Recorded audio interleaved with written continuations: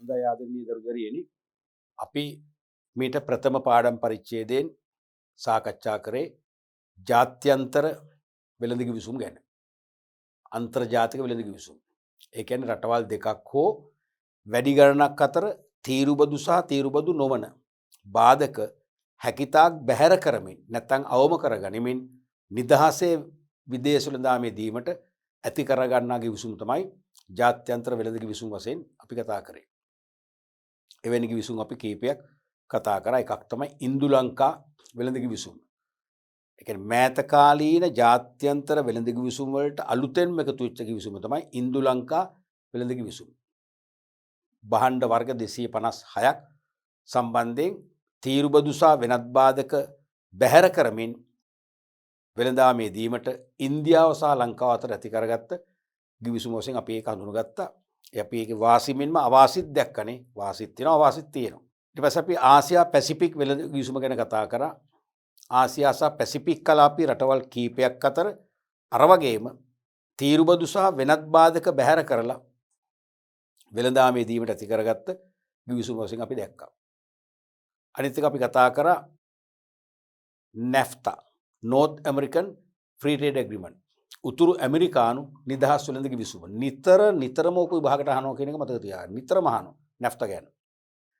ඒ කියන්නේ ඇමරිකා එක්සත් ජනපදය, කැනඩාව හා මෙක්සිකෝව කියන රාජ්‍යයන් තුන අතර තීරුබදු ඇතුළු වෙනත් බාධක බැහැර කරමින් වෙළඳාමේ දීමට ඇති කරගත්ත ජාත්‍යන්තර වෙළඳ කිවිසුම.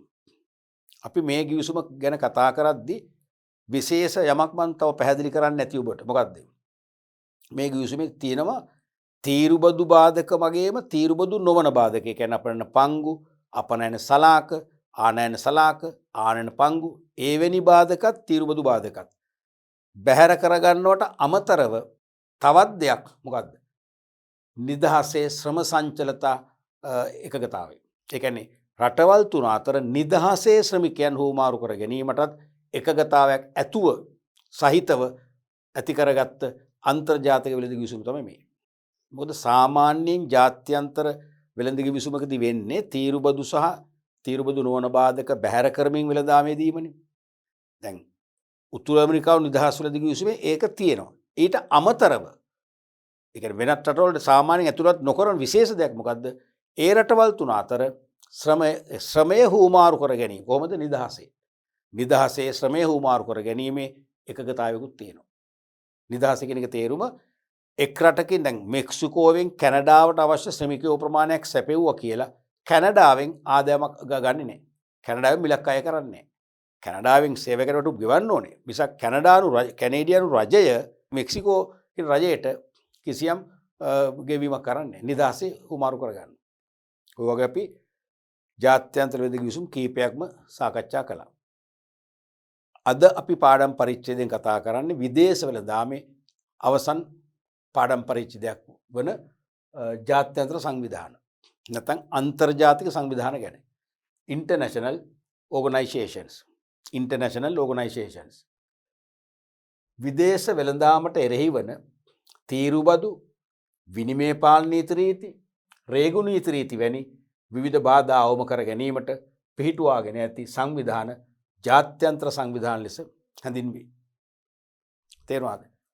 දැන් මම මේ පාඩම් පරිච්ඡේද ආරම්භයේදී මෙනම් මීට පෙර හෝ ඊට ඉස්සෙල්ලා පරිච්ඡේදදී මතක් කරා ඔබට ජාත්‍යන්තර වෙළඳාම ගැන කතා කරනවා නම් අපිට කතා නොකරම බැරි ඒකකයක් තමයි ජාත්‍යන්තර වෙළඳ හවුල්. ඒ වගේම ජාත්‍යන්තර වෙළඳ ගිවිසුම්.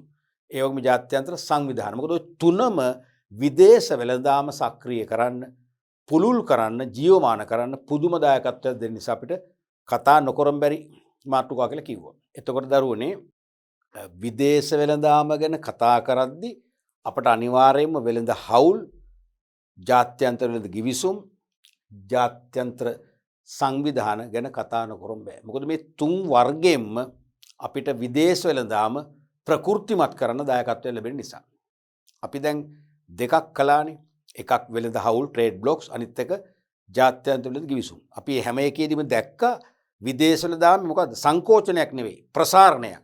ප්‍රසාරණයක් වෙන්න අනිවාර්යයෙන් මේ ගිවිසුම් සහ හවුල් දෙකම දායක වෙනවා.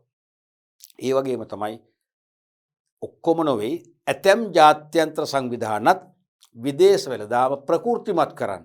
එනම් විදේශ වෙළඳාම ප්‍රසාරණය කරන්න ඍජු දායකත්වය ලබා දෙනවා. අපි ඒ නිසා ඒ සංවිධාන ගැනත් කතා කරන්න ඕනේ. ඒතර මෙතන පොදුවේ කියන්නේ විදේශ වෙළඳාමට එරෙහි වන, ඒ කියන්නේ බාධා වන තීරුබදු, ඒ වගේම එකක් තීරුබදු,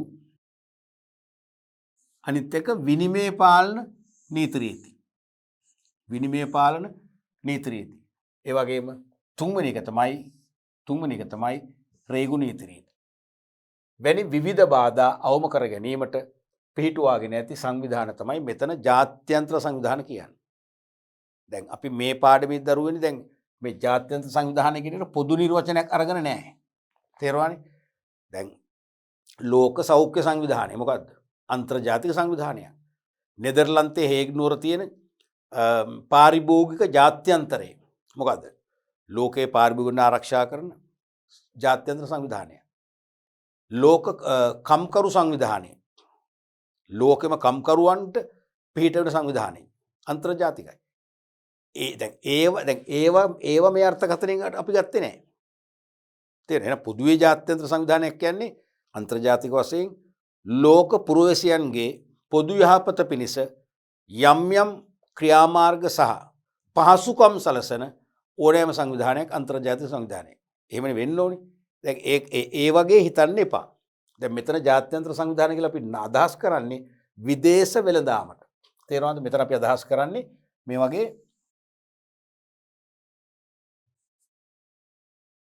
වගේ අපි අදහස් කරන්නේ විදේශ වෙළඳාමට.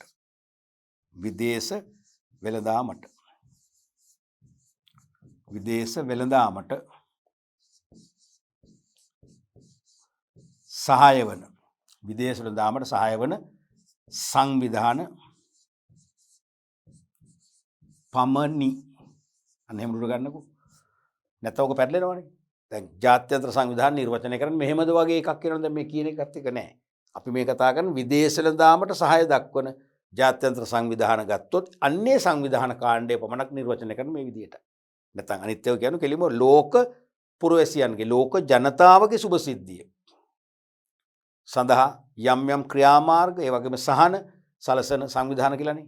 දැන් මෙතන කියන්නේ අපි විදේශ වෙළඳාමට සහාය වෙන. එහෙනම් අපි කියන්න ඕනේ මේකයි විදේශ වෙළඳාමට එරෙහි වන නැත්නම් බාධා වන තීරුබදු, විනිමය පාලන නීති රීති, දැඩි විනිමය නීති රීති පනවන්නේ විනිමය පාලන නීති රීති සහ රේගු නීති රීති.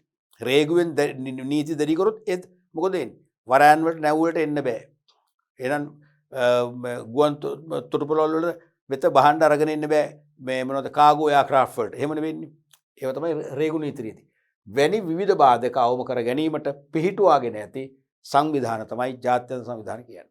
කෙටියෙන් කිව්වොත් විදේශ වෙළඳාමට බාධාකාරී වන තත්ත්වයන් බැහැර කරමින් නිදහස් විදේශ වෙළඳාමකට අවශ්‍ය මාර්ගය හදන්නට සක්‍රිය වන ඕනෑම සංවිධානයක් අපි නම් කරනවා ජාත්‍යන්තර සංවිධාන කියලා.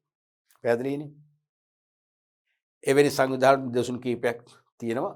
එකක් ලෝක වෙළඳ සංවිධානය WTO එක World Trade Organization, අනික SAARC සංවිධානය South Asian Association for Regional Cooperation, අනික ආසියානු සංවර්ධන බැංකුව ADB, Asian Development Bank, අනික ලෝක බැංකුව and ජාත්‍යන්තර මූල්‍ය අරමුදල. අපි මුලින්ම බලමු ලෝක වෙළඳ සංවිධානය World Trade Organization WTO. මම පෞද්ගලිකව මේ සංවිධානයට කැමතියි. ලෝකයේ තියෙන ජාත්‍යන්තර සංවිධාන අතරින් මම පෞද්ගලිකව කැමැත්තක් තියෙන සංවිධානයක් තමයි මේ. මට මේ අවස්ථාව ලැබෙන එකක් නැහැ අපේ ජීවිත කාලය තුල. මට ඉදිරියේදී ජාත්‍යන්තර සංවිධාන කීපයකින් එකම කාල පරිච්ඡේදයේ රැකියාවක් කරන්න ආරාධනාවක් ලැබුණොත් මේ ආයතනයත් ඇතුළුව දෙපාරක් හිතන්නේ මම එකපයින්ම තෝරගෙන මේ ආයතනේ. ඒ මොකද මගේ ලැබියාව කැමැත්ත. තේරුණාද? ඒකට හේතුකුත් තියෙනවා. හේතුව තමයි ලෝකෙට නිදහස් අන්තර්ජාතික වෙළඳාමක් දායාද කරන්න ක්‍රියා කරපු සුප්‍රකට ආර්ථ විද්‍යාඥයා කවුද? මතකයි නේද? මේ පාඩම් එකකේ 11 වෙනි එකේ ආරම්භයේදීම කතා කරේ පළවෙනි පරිච්ඡේදයේදී අපි කතා කරේ. ලෝකෙට නිදහස් අන්තර්ජාතික වෙළඳාමක් හඳුන්වා දීලා ඒ වෙළඳාම ස්ථාපිත කරන්න ක්‍රියාත්මක වූ සුප්‍රකට ආර්ථික විද්‍යාඥයා කවුද? ඩේවිඩ් කවුද? Ricardo. David Ricardo. David Ricardo තමයි ලෝකෙට සාපේක්ෂ වාසි න්‍යාය හෙවත් සාපේක්ෂ පිරිවැය න්‍යාය හඳුන්වලා දුන්නේ. ඒ සාපේක්ෂ වාසි න්‍යාය තුලින් එයා උත්සාහ කරේ මොකද්ද?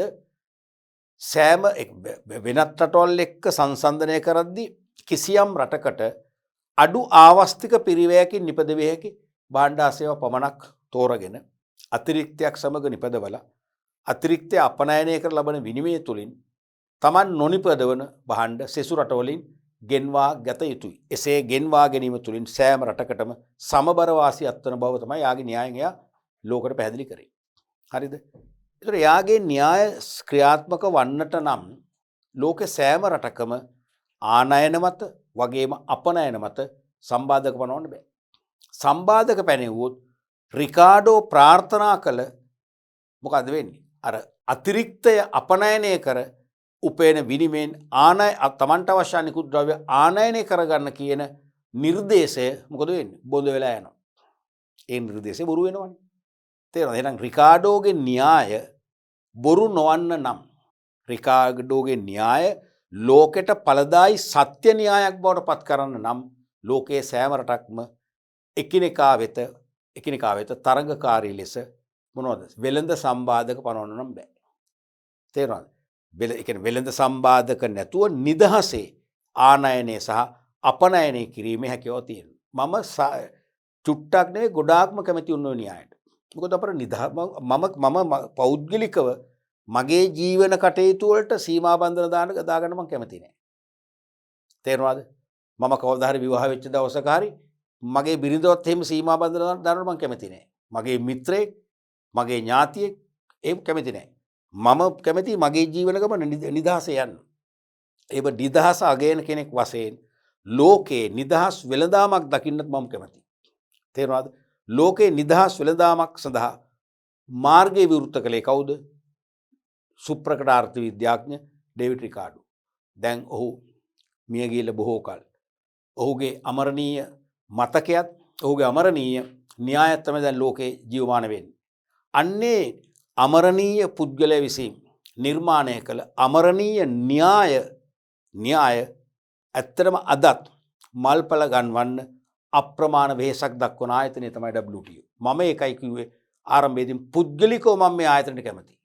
මම පුද්ගලිකව දැන් WTO දන්නේ මම මේ ආයතනයට ආදරය කරන බව. පුද්ගලිකව හදවතින් මම මේ ආයතනයට ආදරය කරන්නේ මොකද්ද? රිකාඩෝ විසින් තමන්ගේ න්‍යාය හරහා ලෝකෙට දායාද කළ නිදහස් අන්තර්ජාතික වෙළඳාම ඉදිරියට ගෙන යාමේ ව්‍යායාමයේ දියත් කරන්නේ WTO නිසා. මම පෞද්ගලිකව කැමති ඒකයි. ඔබත් කැමති වෙන්න මම හිතන්නේ. තේරෙනවද? දැන් සමහර ලෝ ප්‍රකට දේශකවරු විශ්වවිද්‍යාල කතිකාචාර්යවරු තමන්ගේ දේශනවලදී ප්‍රකාශ කරලා තියෙනවා. මම අහලා තියෙනවා, දැකලා තියෙනවා. මොකද්ද? ඩේවිඩ් රිකාඩෝගේ අවතාරය කියලා මේ. ඒක එහෙම ප්‍රකාශ කරන එක මේ හොඳ නැද්ද නරකද කියන එක නෙමෙයි මම කියන්නේ. ඒක සාධාරණද අසාධාරණද නෙවෙයි. ඒ අර්ථය හරි. ඩේවිඩ් රිකාඩෝගේ අවතාරය. නැත්නම් ඩේවිඩ් රිකාඩෝ මිය ගියත් එයාගේ අවතාරයක් වෙලා ඇවිල්ලා එයාගේ අවතාරයට ලෝකෙ බය වෙනවනේ. අවතාරයේ සංවිධානයක් වශයෙන් ඇති වෙලා. හරිද? එයාගේ අවතාරයේ සංවිධානයක් වශයෙන් ඇති වෙලා ඒ න්‍යාය ආරක්ෂා කරනවා. ඒකේ සත්‍යයක් තියෙනවා. තේරෙනවද? එහෙම නැත්නම් මම මෙහෙම කියන්නම්. ඒ කතිකාචාර්යවරුන්ගේ ඒ කතාව රළු නම් මම හිතන්නේ මගේ කතාව අහිංසක වේ. මම කියනවා ඩේවිඩ් රිකාඩෝ නැවත ඉපදිලා. ඒක අහිංසකයි. ඩේවිඩ් රිකාඩෝ නැවත ඉපදුනාම ඇතිවෙච්ච සංවිධානය තමයි WTO කියන්නේ. ඒක අහිංසකයි නේද? ඩේවිඩ් රිකාඩෝ නැවත ඉපදිලා. කවුරු වශයෙන්ද? WTO වශයෙන්. ඒක සාධාරණයි. එහෙනම් රිකාඩෝ නතර කරපු තැනින් අන්තර්ජාතික වෙළඳාම නිදහස් මාවත ඇදගෙන යන්නේ කවුද? WTO. පැහැදිලි නේද? රයිට්. ඒ නිසා මේක අපට අතිශය වැදගත් සංවිධානයක්. ඒ නිසාම දෝ මන් දන්නේ ප්‍රශ්න පත්‍රයේ සම්පාදනය කරන අපේ ප්‍රධාන පාලක පරීක්ෂකතුමා, ජ්‍යෙෂ්ඨ කතිකාචාර්යතුමා නිතරම BS පේපර් එකට මේ ප්‍රශ්නේ දානවා. ඒ නිසා මම ප්‍රධාන පාලක පරීක්ෂකතුමාටත් ආදරය කරනවා. ඇයි මං ආදරය කරන සංවිධානයක්නේ. එයා මේකට ලොකු බර තැබීමක් කරනවා. හරියට හරි. ඒක වෙන්න ඕනේ. මොකද අද ලෝකෙම කතා බහට ලක් වෙලා තියෙන්නේ. ලෝකෙම අවධානය ලැබිලා තියෙන්නේ නිදහස් අන්තර්ජාතික වෙළඳාමකටයි. එහි ප්‍රධාන කවුල්කරුවා, එහි ප්‍රධාන නියාමකවරයා වෙන්නේ කවුද? WTO. ඒ නිසා WTOගේ ප්‍රාර්ථනයත් ඩේවිඩ් රිකාඩෝගේ ප්‍රාර්ථනයත් සමානයි. මොකද්ද? ලෝක පුරා නිදහස් අන්තර්ජාතික වෙළඳාමක් පවත්වාගෙන යාම. රයිට්. 1947 දී රටවල් 23ක දායකත්වයෙන් පිටුවා තිබූ ගැට් සංවිධානය අහෝසි කරමින් 95 දී උරුග්වේ සාකච්ඡාව තුළින් ප්‍රතිනිර්මාණය කරමින් පිහිටුවන ලද සංවිධානය තමයි World Trade Organization කියන්නේ. ලෝක වෙළඳ සංවිධානය. මේක දරුවනේ 1947 දී රටවල් 23ක දායකත්වයෙන් ආරම්භ කළා. ඒදා අද වෙද්දි රටවල් 164ක පුළුල් සංවිධානයක්. අද පැටවු ගහලා තේරෙනවද? එදා රටවල් 23යි අද රටවල් 164ක පුළුල් සංවිධානයක්. ඒ 47 දී ආරම්භ කළේ මේ නමින් නෙවෙයි ගැට් සංවිධානයේ නමින්. ගැට් කියන්නේ General Agreement on Trade and Tariff. General Agreement on Trade and Tariff. ඒ කියන්නේ වෙළඳාම හා තීරුබදු පිළිබඳ පොදු ගිවිසුම. General Agreement. වෙළඳාම හා තීරුබදු පිළිබඳ පොදු ගිවිසුම වශයෙන් තමයි ආරම්භ කළේ. නමුත් 95 දී උරුග්වේ සාකච්ඡාවේදී උරුග්වේ සම්මන්ත්‍රණයේදී ඒගොල්ලන්ගේ වාර්ෂික සමුළුවේදී මේක නැවත ප්‍රතිනිර්මාණය කළා. යලි උත්පාදනය කරා. ප්‍රතිනිර්මාණය කරමින් තමයි ලෝක වෙළඳ සංවිධානය වශයෙන් ක්‍රියාත්මක වෙන්නේ.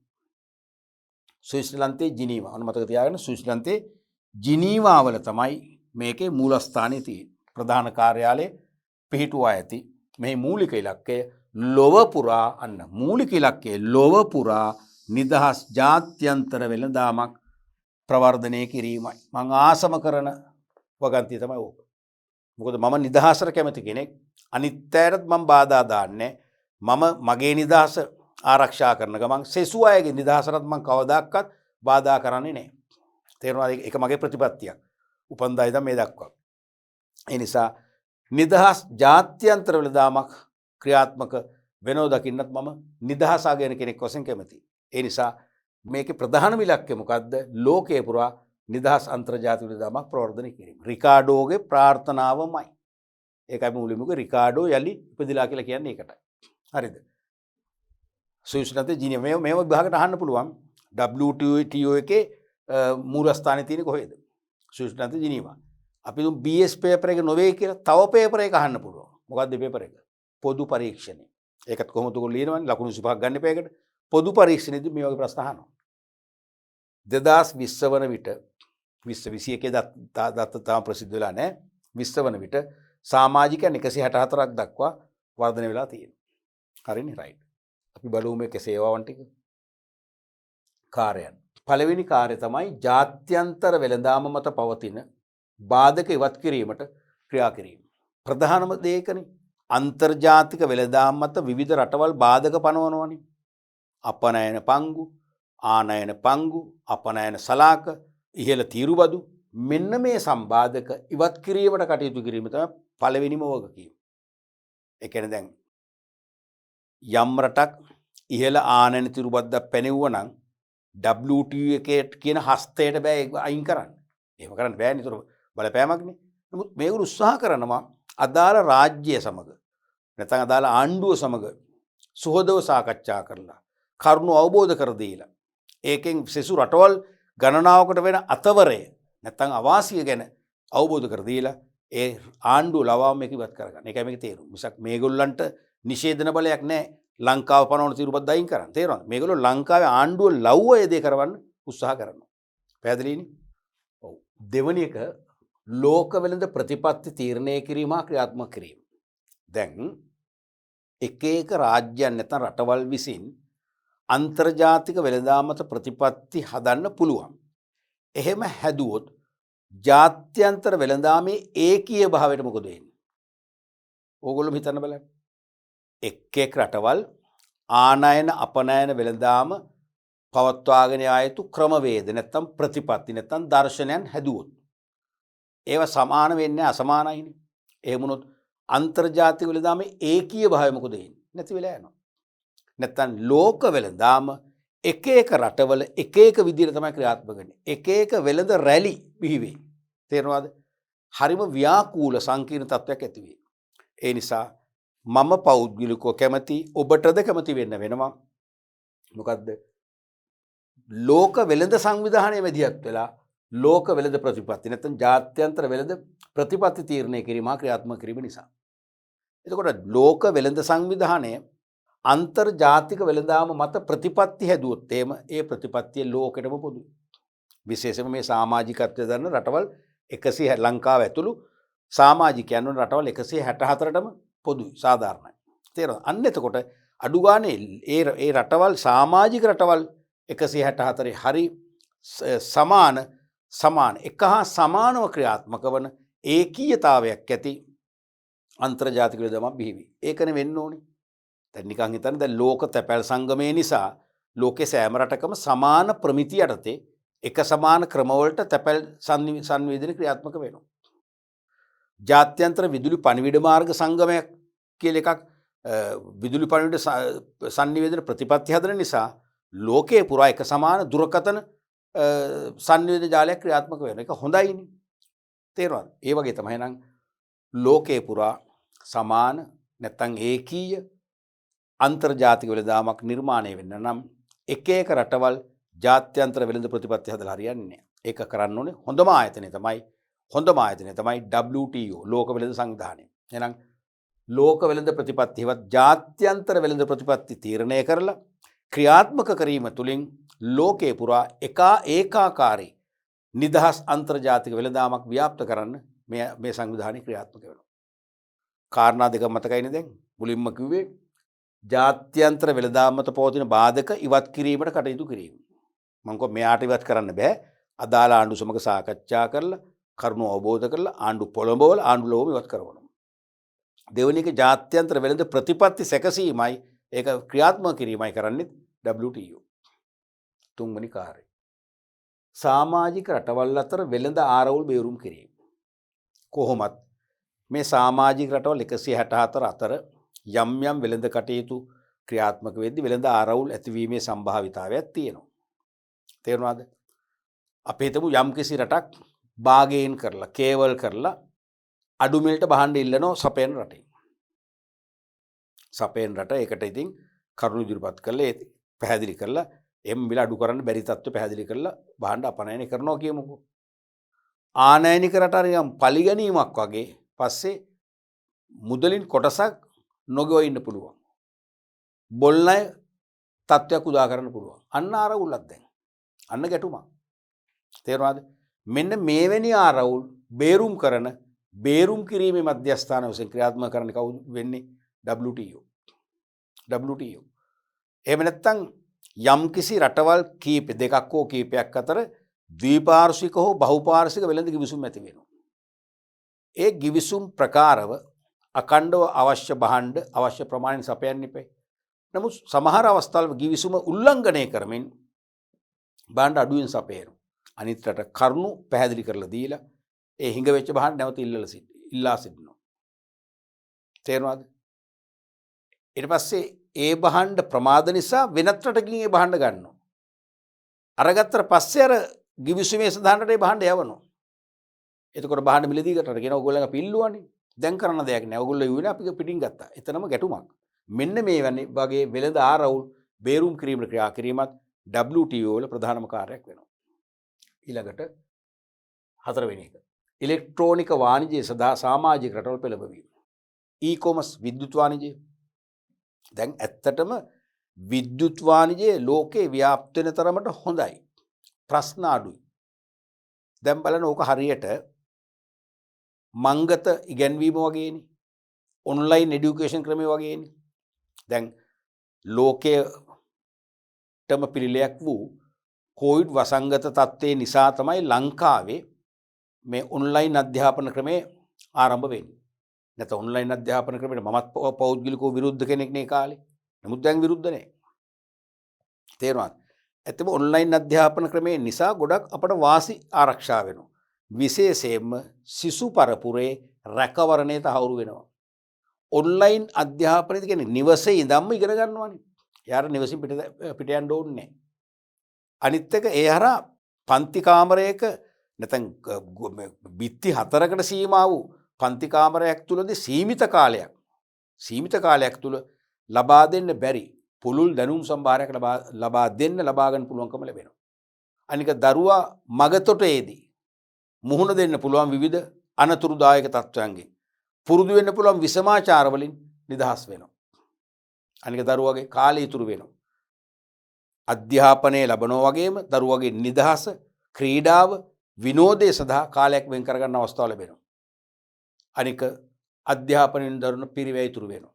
ඇඳුම් පැළඳුම් විශාල ප්‍රමාණයක් මිලදී ගන්න ඕනේ. බස් ගාස්තු ඉතුරුයි. මගතොටේ කෑම බීම වීදම් ඉතුරුයි. මේ නිසා ඇත්තරම මාර්ගගත අධ්‍යාපනය දැන් ලංකාවෙත් විශාල පිරිසක කැමැත්තක් තියෙනවා. ඒ වගේ තමයි එහෙනම් විද්‍යුත් වාණිජය. ඉලෙක්ට්‍රෝනික වාණිජය ක්‍රියාත්මක වීමේදී මැද ඉන්න අතරමැදියන් ගොඩාක් වැරදි කරනවනේ.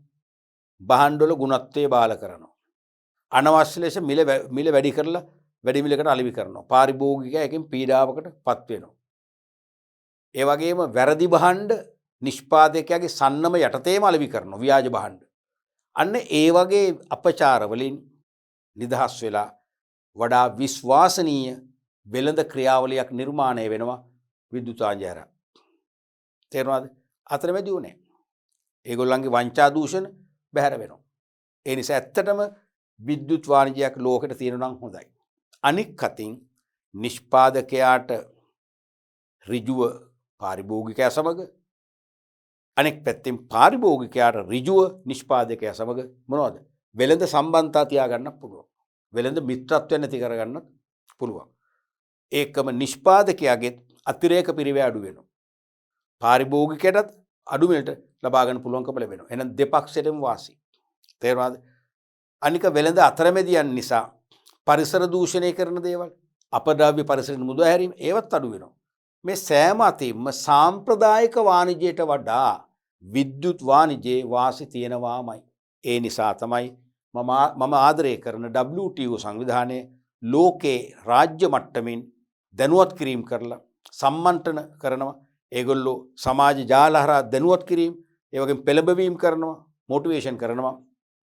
පුළුවන් තරම් විද්‍යුත් වාණිජය ව්‍යාප්ත කරන්න කියලා. ඒක හොඳ දෙයක්. ඒතර ඒකෙනුත් වෙන්නේ මොකද්ද? නිදහස් අන්තර්ජාතික වෙළඳාම තවත් මොකද වෙන්නේ? සවිමත් වෙනවා මිසක ඒක අධෛර්යපත් වෙන්නේ නැහැ. සවිමත් වෙනවාමයි. ඊළඟට පස්වෙනි එක. සමාජික රටවල වෙළඳ කිවිසුම් ක්‍රියාත්මක කිරීම හා අධීක්ෂණය කිරීම. සමාජික රටවල වෙළඳ කිවිසුම් ක්‍රියාත්මක කිරීම හා අධීක්ෂණය කිරීම. ඒකත් හොඳ දෙයක් නේ. දැන් මේකේ සමාජිකව 164ක් නේ. මේගොල්ලන්ට පුළුවන් ද්විපාර්ශ්වික හෝ බහුපාර්ශ්වික වෙළඳ කිවිසුම් ඇති කරගන්න. ඒ කිවිසුම් ක්‍රියාත්මක කිරීමටත් WTO සහාය දක්වනවා. සහ ඒ කිවිසුම් නිසියාකාරව ක්‍රියාත්මක වෙනවද? කිවිසුමේ කොන්දේසි කඩ කරනවද? කිවිසුමේ සඳහන් ප්‍රමාණ වලින් භාණ්ඩ අපනයනය කරන්නේ නැද්ද? අඩුවෙන්ද යවන්නේ? කිවිසුමේ සඳහන් මිලට වඩා වැඩි මිලක් අය කරනවාද? එවැනි තත්ත්වයන් අධීක්ෂණය කළ කොහොමද කිවිසුම ඇති කරගත් ආකාරයෙන් කිවිසුමේ සඳහන් ඉලක්ක වලට අනුකූලවම කිවිසුමේ ප්‍රමිතීන්ට අනුකූලවම යහපත් ලෙස ක්‍රියාත්මක වෙනවද කියලා අධීක්ෂණය කරලා නියාමනය කරන්නේ WTO එකයි. වැරදිලාවත් කිවිසුම උල්ලංඝනය වන ආකාරයෙන් කටයුතු කරන කියලා හඳුනගත්තොත් ඒ සම්බන්ධයෙන් නිවැරදි කරන්න නැත්නම් නිවැරදි කිරීම කරන්න දඬුවම් දෙන්න මේගොල්ලෝ මේ උසාවියක් නෙවෙයිනේ. තේරෙනවද? මේක ජාත්‍යන්තර වෙළඳ සංවිධානයක්නේ. එහෙනම් මේගොල්ලෝ මඟ පෙන්වීම කරලා ඒකින් ගැලවෙන කියලා ඉල්ලීම් කරලා බලපෑම් කරලා ඒ தත්ත්වය සමනය කරන්න පුළුවන්. ඊළඟ එක තමයි 6 වෙනි එක. ගෝලීය වෙළඳාම පිළිබඳ ආර්ථික පර්යේෂණ පැවැත්වීම. නැත්නම් අන්තර්ජාතික වෙළඳාම පිළිබඳ ආර්ථික පර්යේෂණ පවත්වනවා. මොනවද මේකෙන් බලන්නේ? මේගොල්ලෝ බලනවා ලෝක වෙළඳාමේ වැඩිම වෙළඳ ආධිපත්‍ය හිමි කරගත්තේ කවුද? ඒ කියන්නේ ලෝක වෙළඳාමෙන් වැඩිම කොටසකට වග කියන්නේ කවුද? වැඩිම නැත්නම් ලෝක වෙළඳාම නැත්නම් ලෝක වෙළඳ පොළට වැඩිම සැපියුම් දායකත්වයක් දෙන්නේ කවුද? අඩුවෙන්ම සැපියුම් දායකත්වයක් දෙන්නේ කවුද? අසාධාරණ විදියට ඉහළ මිල ගණන්කට අලෙවි කරන රටවල් මොනවද? අසාධාරණ ලෙස තීරුබදු සහ තීරුබදු නොවන බාධක පනවා තිබෙන්නේ මොන රටවල්ද?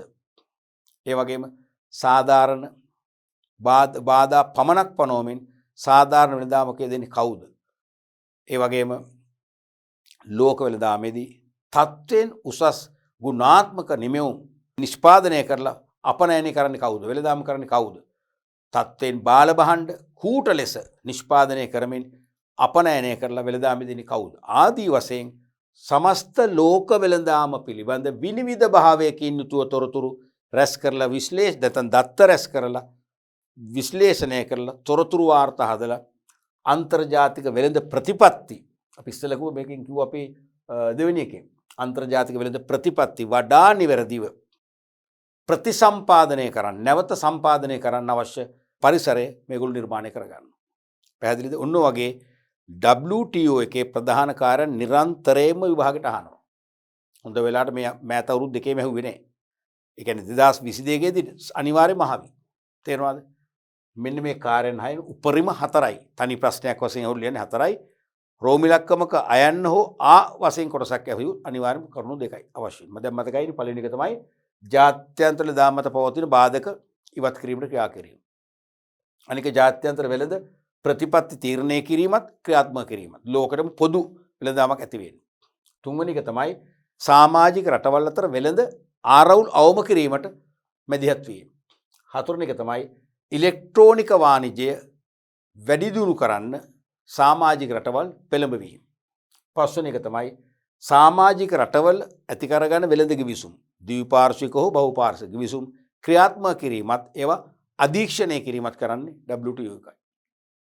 හයවෙනි අවසාන එක තමයි ගෝලීය වෙළඳාම් පිළිබඳ ආර්ථික පර්යේෂණ පවත්වලා තොරතුරු රැස් කර ගැනීම. මතකයිනේ ඔන්න වගේ කාර්යයන් ඉෂ්ට කරන්න WTO වල ප්‍රධාන මූලධර්ම කීපයක් තියෙනවා. මෙන්න තවත් වටිනාම ඒකකයක් තමයි මේක. ලෝක වෙළඳ සංවිධානයේ මූලධර්ම. මූලධර්ම නැත්තම් මේ කියන්නේ ප්‍රතිපත්ති. තේරෙනවද? මේ මූලධර්ම අපිට කියන්න පුළුවන් ප්‍රතිපත්ති කියලා කියන්න පුළුවන්. ප්‍රතිපත්ති.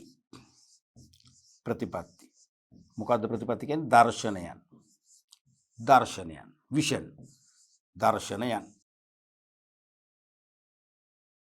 දැන් අපි කතා වෙනවානේ. මම කියනවා මට දර්ශනයක් තියෙනවා. මගේ ප්‍රතිපත්තිය, මගේ දර්ශනය සොරකම් කිරීම නෙවෙයි. ඒක කරුණා කරලා මාව ওই දෙයට සම්බන්ධ කරගන්න එපා. මාව නිදහස් කරන්න. ඕගොල්ලෝ ඕන දෙයක් කරගන්න. අපි එහෙම කියනවනේ. නිතර පුද්ගලයන් වශයෙන්, පෘථග්ජනයන් වශයෙන් අපිට දර්ශනයක් තියෙනවනේ.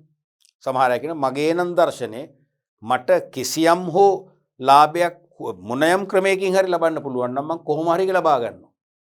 ඒතර අපි අහන ඒ කියන්නේ අසාධාරණ විදිහට කමක් නැහැ. මට සාධාරණ අසාධාරණ වැඩක් නැහැ. මට ඕනේ ලාභේ අතර ගන්න. ඒක අපිට රයිට්. ඒක වාගේ ප්‍රතිපත්තිය. ඒක වාගේ දර්ශනය. ඒ වගේ මේ ප්‍රතිපත්තියක් කියන්නේ දර්ශනයක්. ඒකම තමයි මූලධර්ම කියන්නේ. එහෙනම් WTO එකට තියෙනවා හොඳ මූලධර්ම 6ක්. පළවෙනි එක තමයි සෑම රටකටම සමානව සැලකීම. වැදගත්ම මූලධර්මයන් දර්ශනයක් නේ. WTO එකේ ඉන්නවා ලංකාව. වගේ අහිංසක රටක්. ඉන්දියාව ඉන්නවා. චීනය ඉන්නවා. ඇමරිකා එක්ෂ ජනපදයේ ඉන්නවා. එහෙනම් WTO එකට බෑ ඇමරිකාව ලෝකේ ප්‍රබලම රාජ්‍යයක් කියලා එයාට විතරක් එයාට වැඩිපුර ෆේවර් කරන්න. එයාට වැඩිපුර වරප්‍රසාද දෙන්න බෑ. ලංකා දුප්පත් රටක් කියලා එයාව කොංගන ආකාරයෙන් එයාට අඩු වරප්‍රසාද දෙන්න බෑ. හරි වැදගත් මේක. දැන් ඔබ අහලා තියෙනව නේද?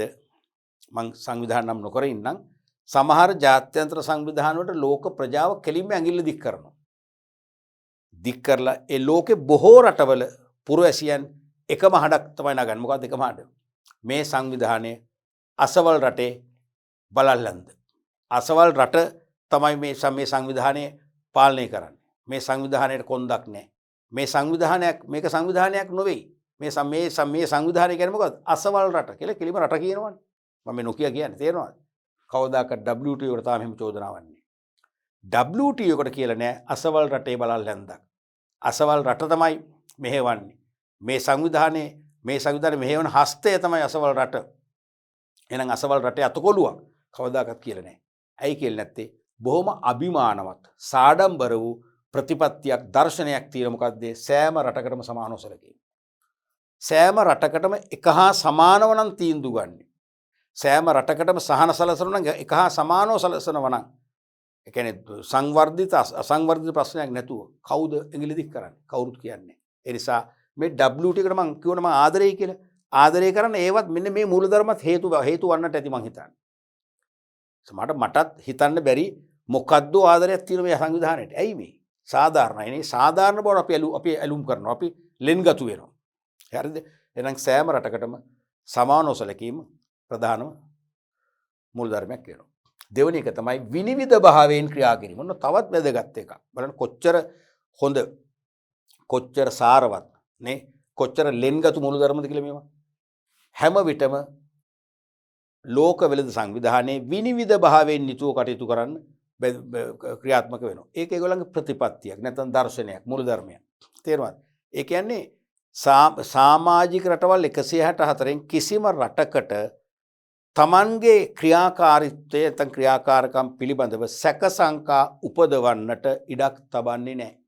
තේරුණාද? නිතරම මේගොල්ලෝ විවෘතයි. මේකේ තේරුම විවෘතව කියන එක. මේ අපේ භාෂාවෙන් කිව්වොත් විවෘතව කටයුතු කිරීම. අපේ භාෂාවෙන් කිව්වොත් මේකේ තේරුම විවෘතව කටයුතු කිරීම.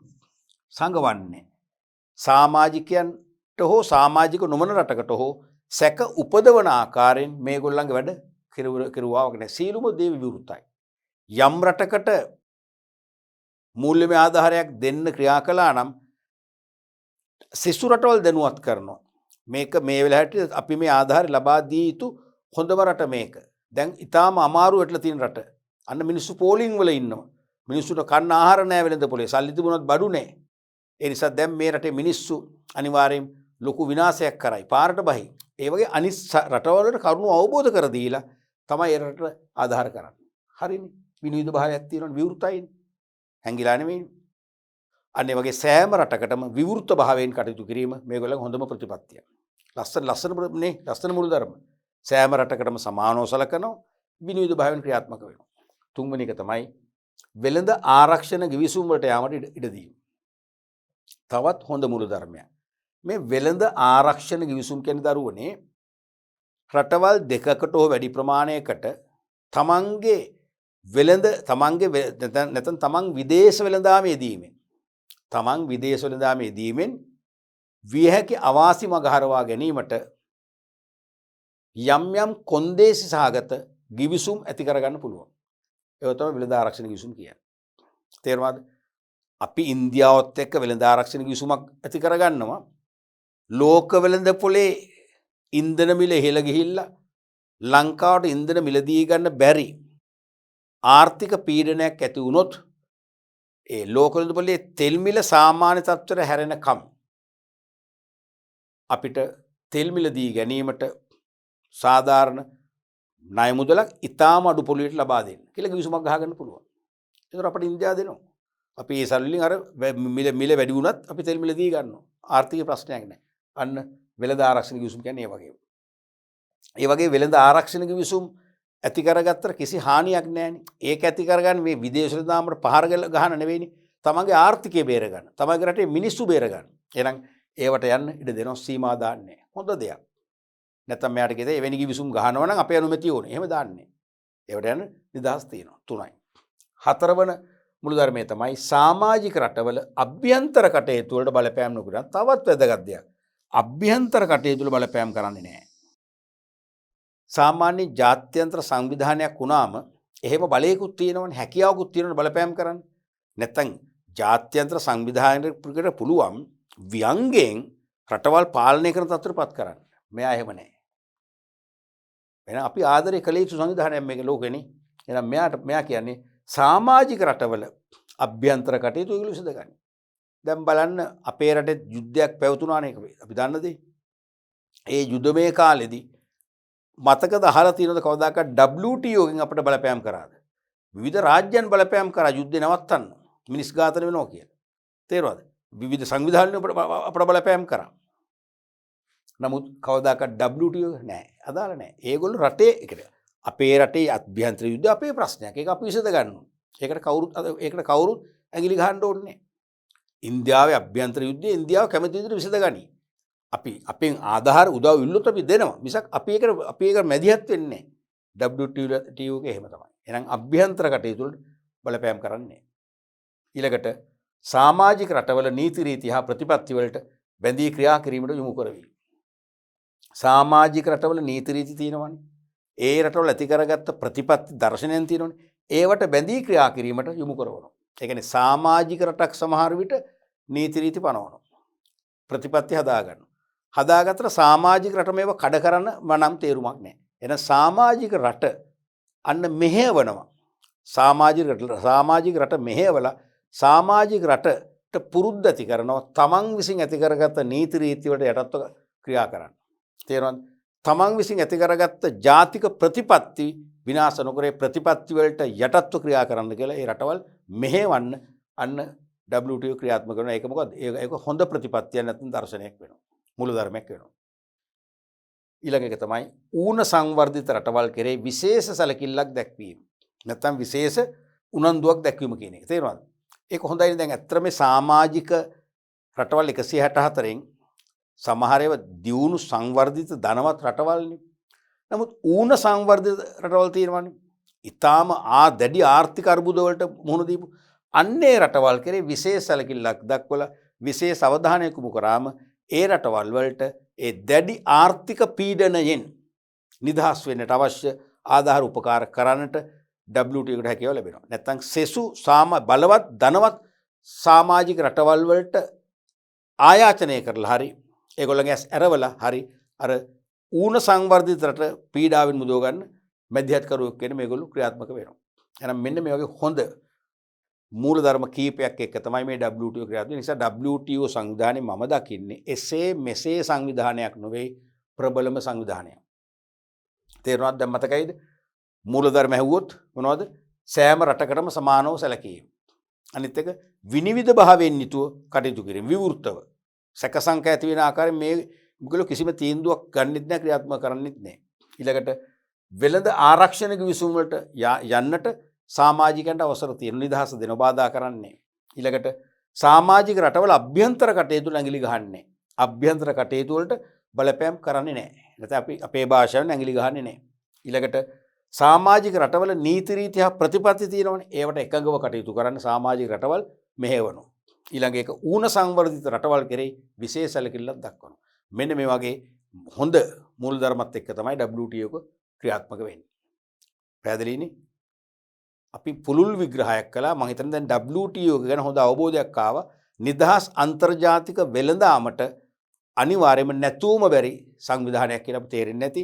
නැත්නම් ලෝකේ පැවැත්මට ලෝකේ රටවල අනාගත සාර්ථක පැවැත්මට හොඳ ආධාරකයක් හොඳ මෙවලමක් වශයෙන් අපිට දකින්න පුළුවන් WTO. පැහැදිලිනේ? අපි යමු ඊළඟ සංවිධානයට. දකුණු ආසියානු කලාපීය සහයෝගිතා සංගමය. දකුණු ආසියානු කලාපීය සහයෝගිතා සංගමය නැත්නම් සහයෝගිතා සංවිධානය කියලා කියනවා. වඩා හොඳයි සංගමය. අර ඇසෝසියේෂන් කියන එකේ පරිවර්තනය. තේරෙනවද? මොකක්ද ඒ කියන්නේ? South Asian Association for Regional Cooperation. Regional Cooperation. තේරෙනවද? කෝපරේෂන් කෝ සංස්ථාව කියන්නේ කෝऑපරේෂන්. දකුණු ආසියානු කලාපීය සහයෝගිතා සංගමය. අපිත් අයිතිනේ. මට කියන්න බැරුණා දැන් ඇත්තටම මේ සෑම සංවිධානයකම මේ ලාංඡනයේ ලෝගෝ එක ගැන අවබෝධයෙන් ඉන්න ඒව අහන විභාගෙට. තේරෙනවද? දැන් ඉස්සෙල්ලේ WTO එක ලෝගෝ අනිවාර්යයෙන්ම අහනවා. තේරෙනවද? ඒ මේ සෑම සංවිධානයකටම දෙන්න බන් ලෝගෝ ටික විභාගෙට හැමදාම අහනව නෙවෙයි. සමහර ඒවා අහලා තියෙනවා. නැවත නැවතත් අහන්න පුළුවන්. ඒ ගැන තුලු තියාගන්න. මතකයිනේ? දැන් මතකයිද අපි ඉස්සෙල්ලා කතා කර මේ TO ගේ ලෝගෝ එක World Trade Organization කියලා තියෙන මේ කෑලි තියෙන්නේ. එහෙම තමන් නිකන් මතක තියන්න. නිකන් ගෙදර ඉන්න ගමන් මේක තමන් සමහර ෆෝන් එකකට ගන්න. ලේසිම දේ ෆෝන් එකෙන් වරින් වර බලන්න. එහෙම නැත්නම් සමහර ෆෝන් එකේ තමන්ගේ ඔය එක මෙසේජ් යනකොට සමහරට ඔයගොල්ලෝ යවන පින්තූරයක් ඒ පින්තූරෙට මේක පාවිච්චි කරන්න. එහෙම කරද්දී නිකම් මොකද නිකම්ම මේක ඔයගොල්ලන්ට මතක ව්‍යායාමයට අයිති වෙනවා. ඒ තුලින් මේක මතක රැඳෙනවා. නැත්නම් මේක නිකන් අරගෙන ෆෝන් එකට ඔයගොල්ලෝ ලියන්න. වරින් වර මේක නිකන් මතකෙන් මේක අඳින්න. 100%ක්ම ලස්සන වෙන්න ඕනේ අඳින්න නිකන් මතකෙටි. මේවා අත්‍යවශ්‍යමයි. තේරුණාද? ඒ වගේ නම් සාක්ෂි සංවිධානයේත් වගේ ලෝගෝ එක මතක තියාගන්න. දකුණු ආසියාතික රටවල් 8ක දකුණු ආසියාවේ අටක ආර්ථික හා දේශපාලනික සංගමයකි. ආර්ථික හා දේශපාලනික වශයෙන් ක්‍රියාත්මක වන සංගමයක් තමයි මේ. 85 දෙසැම්බර් මාස 8 වන දින මෙම සංවිධානය ස්ථාපිත කරන ලදී. සාක් සංවිධානයේ සහයෝගිතා කටයුතු ශ්‍රේෂ්ඨ 5ක් යටතේ සිදුවේ. ඔන්න මේක මේ අවුරුද්දෙත් ඇහුවොන්න. පට්ටක් ගාලා මතක් වුණා. මේ 2021 විභාග වෙනුවෙන් මේ ගිහි මාසේ පැවැත් විභාගෙදි මේක ඇහුවා. එතකොට දකුණු ආසියාතික රටවල් 8ක දේශපාලන හා ආර්ථික සහයෝගිතාවය. ඇත්තට මේ කියන්නේ දේශපාලන ආර්ථික සහයෝගිතාවය සඳහා සක්‍රිය වෙන්න දාපු සංවිධානය තමයි මේක. හරිද? 85 තමයි මේක ආරම්භ කරන්නේ. මේක සහයෝගිතා කටයුතු ශ්‍රේෂ්ඨ 5ක් තියෙනවා. දැන් නිකම්ම මේ රටවල් අතර සහයෝගිතාවය කියලා නාමිකෝ කියලා වැඩක් නැහැනේ. නාමික සංකල්පයක් තේරුමක් නැහැනේ. තේරෙනවද? අනිවාර්යයෙන්ම නාමික සංකල්පයට වඩා අපට වැදගත් වෙන්නේ මූර්ත සංකල්පයක්. ඒ රියල් කන්සෙප්ට් එකක් නෑ. ඒ කියන්නේ මූර්ත කියන්නේ අතිවෙන ප්‍රතිඵල විහිදුවන ප්‍රතිඵල ගෙන දෙන සංකල්පයක්. එහෙනම් මේ සහයෝගිතා කටයුතු ශ්‍රේෂ්ඨ 5ක් යටතේ සිදු වෙනවා. එකක් තමයි කෘෂි කර්මාන්තය සහ ග්‍රාමීය සංවර්ධනය. මේ සංවිධානයේ සමාජික රටවල් 8ේම කෘෂි කර්මාන්තයත් ග්‍රාමීය ආර්ථිකය දියුණු කරන්නත් අනිවාර්යයෙන්ම මූලිකව ක්‍රියාත්මක වෙනවා. ආධාර උපකාර කරන්නේ මෙන්න මේ එක ශ්‍රේෂ්ඨයක් සාක්ෂාත් කරගන්න. මොකද්ද? කෘෂි කර්මාන්තය නගා සිටවන්න and ග්‍රාමීය සංවර්ධනය තහවුරු කරගන්න. දෙවෙනි එක තමයි විදුලි සංදේශ විද්‍යාව තාක්ෂණය හා දේශගුණික විද්‍යාව. විදුලි සංදේශ කටයුතු විද්‍යාව තාක්ෂණය හා දේශගුණික විද්‍යාව පිළිබඳව අනිවාර්යයෙන්ම රටවල් 8ේම සංවර්ධනයක් ඇති කරන්න අවශ්‍ය ආධාර උපකාර කරන සාක් සංවිධානය. අනිත් එක තමයි සෞඛ්‍ය හා ජනගහන කටයුතු. රටවල් 8ේම සෞඛ්‍ය තත්ත්වය ජනගහනය, ඒ කියන්නේ ජනගහන වර්ධනය, අනවශ්‍ය වර්ධනයක් වෙන එක පාලනය කරගන්න, ඒ වගේ ක්‍රියාමාර්ග ගන්න ක්‍රියාත්මක වෙනවා. අනිත් එක ප්‍රවාහනය.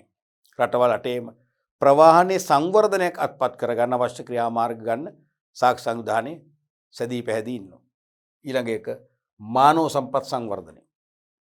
රටවල් 8ේම කියන්නේ අධ්‍යාපන මට්ටම වැඩි කරලා දැනුමෙන් පිරි බුද්ධිමත් ජනතාවක් නැත්නම් පුහුණු ශ්‍රම වෙළඳපොළක් නිර්මාණයට අවශ්‍ය බුද්ධිමත් ජනතාවක් බිහි කිරීම තමයි ඊළඟ අංශය වෙන්නේ. ඔය වගේ සහයෝගීතා අංශ 5ක් දැන් අපේ රටේ මානව සම්පත් සංවර්ධන වැඩසටහන් කීපයක් දියත් කරන සල්ලි ඕන නම් එහෙනම් සාක් සංවිධානයේ උත්සාහ කරනවා ඉන්දියාවෙන් ඒ ආධාර අරන් දෙන්න. ඉන්දියාවට අපි හිතමු ඉන්දියාවේ ප්‍රවාහන මට්ටම දියුණු කරගන්න ලංකාවෙන් ආධාරයක් දෙන්න පුළුවන් ලංකාවෙන් ආධාරය අරන් දෙනවා. ඒක තමයි කරන්නේ. තේරෙනවද? එහෙනම් කෘෂි කර්මාන්තයේ සහ ග්‍රාමීය සංවර්ධන එකක්. විදුලි සංදේශ විද්‍යාව තාක්ෂණය හා දේශගුණික විද්‍යාව තව එකක්. සෞඛ්‍ය හා ජනගහන කටයුතු තව අංශයක්. ප්‍රවාහනය තවත් අංශයක්. මානව සම්පත් සංවර්ධන තවත් අංශයක්. මෙන්න මේ පහ ඔස්සේ තමයි මේ රටවල් 8 අතර සහයෝගිතාවය ඇති කරන්න උත්සාහ කරන්නේ. ඒ කියන්නේ මේ ශ්‍රේෂ්ඨ තුලින් සෑම රටකම ඉහළ තත්වයකට යන්න සෙසු රටවල් 7 මොකද කරන්නේ? උදව් උපකාර කරන්න ඕන. සහයෝගිතාවය තියාගන්න ඕන. ඒක තමයි සංවිධානයේ කතන්දරේ. ඊළඟට සාක් සමාජික රටවල් අහන විභාගයට අනිවාර්යයෙන්ම අහනවා. ලියන්නත් වෙනවා.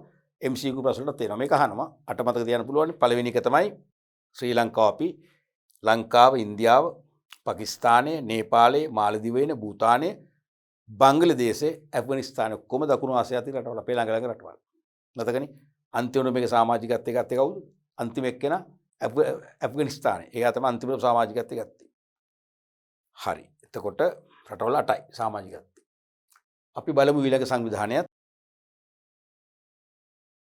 ප්‍රතිසංස්කරණය හා සංවර්ධනය පිළිබඳ ජාත්‍යන්තර බැංකුව. ප්‍රතිසංස්කරණය හා සංවර්ධනය පිළිබඳ ජාත්‍යන්තර බැංකුව නැත්නම් ලෝක බැංකුව. ඔය නම් දෙකම තාම ව්‍යවහාර වෙනවා. අපි දැන් පහසුර ලෝක බැංකුව කියලා කිව්වට ඕකේ සැබෑ නාමය තමයි ප්‍රතිසංස්කරණය හා සංවර්ධනය පිළිබඳ ජාත්‍යන්තර බැංකුව. නැත්නම් International Bank for Reconstruction and Development. International IBRD කියන්නේ International Bank for Reconstruction and Development. IBRD. දෙවන ලෝක යුද්ධයෙන් විනාශයට පත් වූ යුරෝප ආර්ථිකයේ ගොඩනැංවීම උදෙසා වූ බ්‍රෙටන් වුඩ්ස් ගිවිසුම මගින් 1945 දෙසැම්බර් 27 වන දින ආරම්භ වුණා. දැන් දෙවන ලෝක යුද්ධයෙන් රටවල් ගොඩක් විනාශ වුණානේ. විනාශ වුණාම මතකයිනේ ජපානයත් එක්ක ලොකු යුද්ධයක් පැටලුණානේ. ඒ විනාශයෙන් විනාශ වෙච්ච යුරෝප ආර්ථිකය ගොඩනැංවීමට ඇමරිකාවේ බ්‍රෙටන් වුඩ්ස් හිදී පැවති සාකච්ඡාවක අවසන් ප්‍රතිඵලයක් වශයෙන් ගිවිසුමක් අත්සන් කළා. 45 දෙසැම්බර් මාස 20. ඒ ගිවිසුමේ ප්‍රතිඵලයක් වශයෙන් තමයි මේක ආරම්භ වෙන්නේ. යුද්ධයෙන් විනාශ වූ යුරෝපයේ ගොඩ ගන්නයි මේක දාන්නේ. අද වෙනකොට අරමුණු වෙනස් නේ. අද වෙනකොට ලෝකෙට මුළු ලෝකෙටම ආධාර කරන බැංකුවක් බොරපත් වෙලා තියෙනවා. මේකෙත් මේ ලෝගෝක මතක තියාගන්න. වර්ල්ඩ් බැංක් එක අනිවාර්යයෙන්ම ලෝකෝ ගෝලයේ එනවනම් මේ වර්ල්ඩ් බැංක් කියලා ගහලා තියෙනවා හරියට. ඒක සංකේතික මතකයි. සංවර්ධනයේ වන රටවල දුප්පත්කම පහත හෙලීමේ අරමුණෙන් එම රටවල සංවර්ධන වැඩසටහන් සඳහා ණය සපයන බැංකුව ලෙස මෙම බැංකුව හඳුන්වයි. තේරුණාද? සංවර්ධනයේ වන රටවල දුප්පත්කම පහත හෙලීමේ අරමුණෙන් එම රටවල සංවර්ධන වැඩසටහන් සඳහා ණය සපයන බැංකුව ලෙස මෙම බැංකුව හඳුන්වයි. තිරසර සංවර්ධනය ක්‍රියාත්මක කිරීම හා දුප්පත්කම තුරන් කිරීම ලෝක බැංකුවේ ප්‍රධාන ඉලක්ක වේ. ඔන්න. ලෝක බැංකුවේ ප්‍රධාන ඉලක්ක දෙකක් තියෙනවා. එකක් මොකද්ද? තිරසර සංවර්ධනය. සෑම රටකටම සස්ටේනබල් ඩෙවලොප්මන්ට් කියන කන්සෙප්ට් එක. තිරසර සංවර්ධනය ප්‍රොමෝට් කිරීම. මොකද්ද මේ තිරසර කියන්නේ? අනාගත පරපුරට අවශ්‍ය සම්පත් වර්තමානයේදී විනාශ නොකර වර්තමාන පරම්පරාවේ වර්තමාන ජීවත්වන පරම්පරාවේ අවශ්‍යතා සපුරාගත හැකි වන ආකාරයේ නිෂ්පාදන ක්‍රියාවලින්ගෙන් සමන්විත සංවර්ධනයක් කියන එක තමයි තිරසර සංවර්ධනය කියන්නේ. දැන් ස්වභාව ධර්මය විසින් ලෝකයේ එක එක රටවල් වලට අසමාන ලෙස සම්පත් බෙදා දීලා තියෙන්නේ මොනවටද? වර්තමානයේ ඉපදිච්ච පරම්පරාවටත් අනාගතයේ ඉපදින්න පරම්පරාව දෙගොල්ලන්ටම. එහෙනම් වර්තමාන පරම්පරාවේ අවශ්‍යතා ඕනවටත් වඩා හොඳින් ඉෂ්ට කරන්න කියලා සම්පත් සියල්ලම විනාශ කරලා භාණ්ඩ නිෂ්පාදනය කරොත් මොකද වෙන්නේ? මතු පරපුරට ලොකු අහේනියකට මුහුණ පාන්න වෙනවා. ඒක නෙවෙයි තිරසර සංවර්ධනය කියන්නේ. එහෙනම් අනාගත පරම්පරාවේ අවශ්‍යතා සපුරා ගැනීමට ඇති සම්පත් වලට හානි නොකර වර්තමාන පරම්පරාවේ අවශ්‍යතා සහ වුමනා සපුරාගත හැකි සංවර්ධන මට්ටමක් ඇති කර ගැනීම තමයි තිරසර සංවර්ධනය කියන්නේ. ඒක ලෝක බැංකුවේ අංක 1 අරමුණක් වෙනවා. අනිත් එක තමයි දුප්පත්කම තුරන් කිරීම. ලෝකෙන් දිලිඳු බව බැහැර කිරීම තමයි ඉලක්කය. එහෙනම් එකක් තිරසර සංවර්ධනය ඇති කිරීම, අනික ලෝකේ රටවල් වලින් දිලිඳු බව නැත්තම් දුප්පත්කම තුරන් කිරීම. ඒක තමයි ප්‍රධාන ඉලක්ක වෙන්නේ. ප්‍රධාන කාර්යාලය ඇමරිකාවේ වොෂින්ටන් නගරේ පිහිටලා තියෙනවා. ඕක කිටිසරාංග වලට අහන්න පුළුවන් මොනවද? හිස්තැන් වලට, සප්ලයි ටයිප් වලට. ලෝක බැංකුවේ මූලස්ථානයේ අපි හිස්තැනක් පිහිට ඇත. ඇමරිකාවේ වොෂින්ටන් වල. නැත්නම් ඇමරිකාවේ කියලා එක හිස්තැනක් එන්න පුළුවන්. බොහෝ වෙලාවට එන්නේ එහෙම තමයි. වොෂින්ටන් සමහරට එන්න පුළුවන් කලාතුරකින් හිස්තැන් දෙකක් ඇත කියලා. එහෙනම් ඇමරිකාවේ වොෂින්ටන් වල පිහිටුවා ඇත. තේරුණානේ? අපි බලමු මේක ඊළඟ කොටස.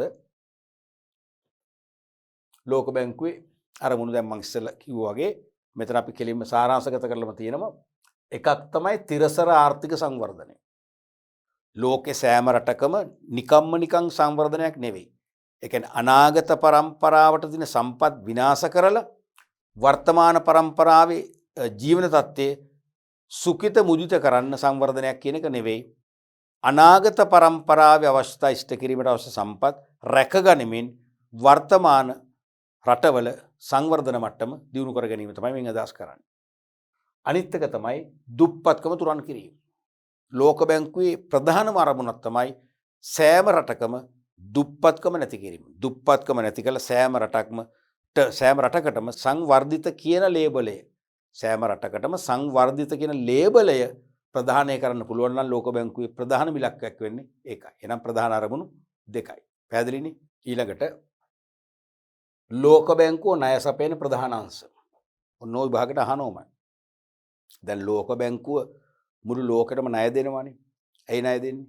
ලෝක බැංකුවේ නිකම්ම නාමික අරමුණු නෙවෙයිනේ. එකක් දුප්පත්කම තුරන් කිරීම.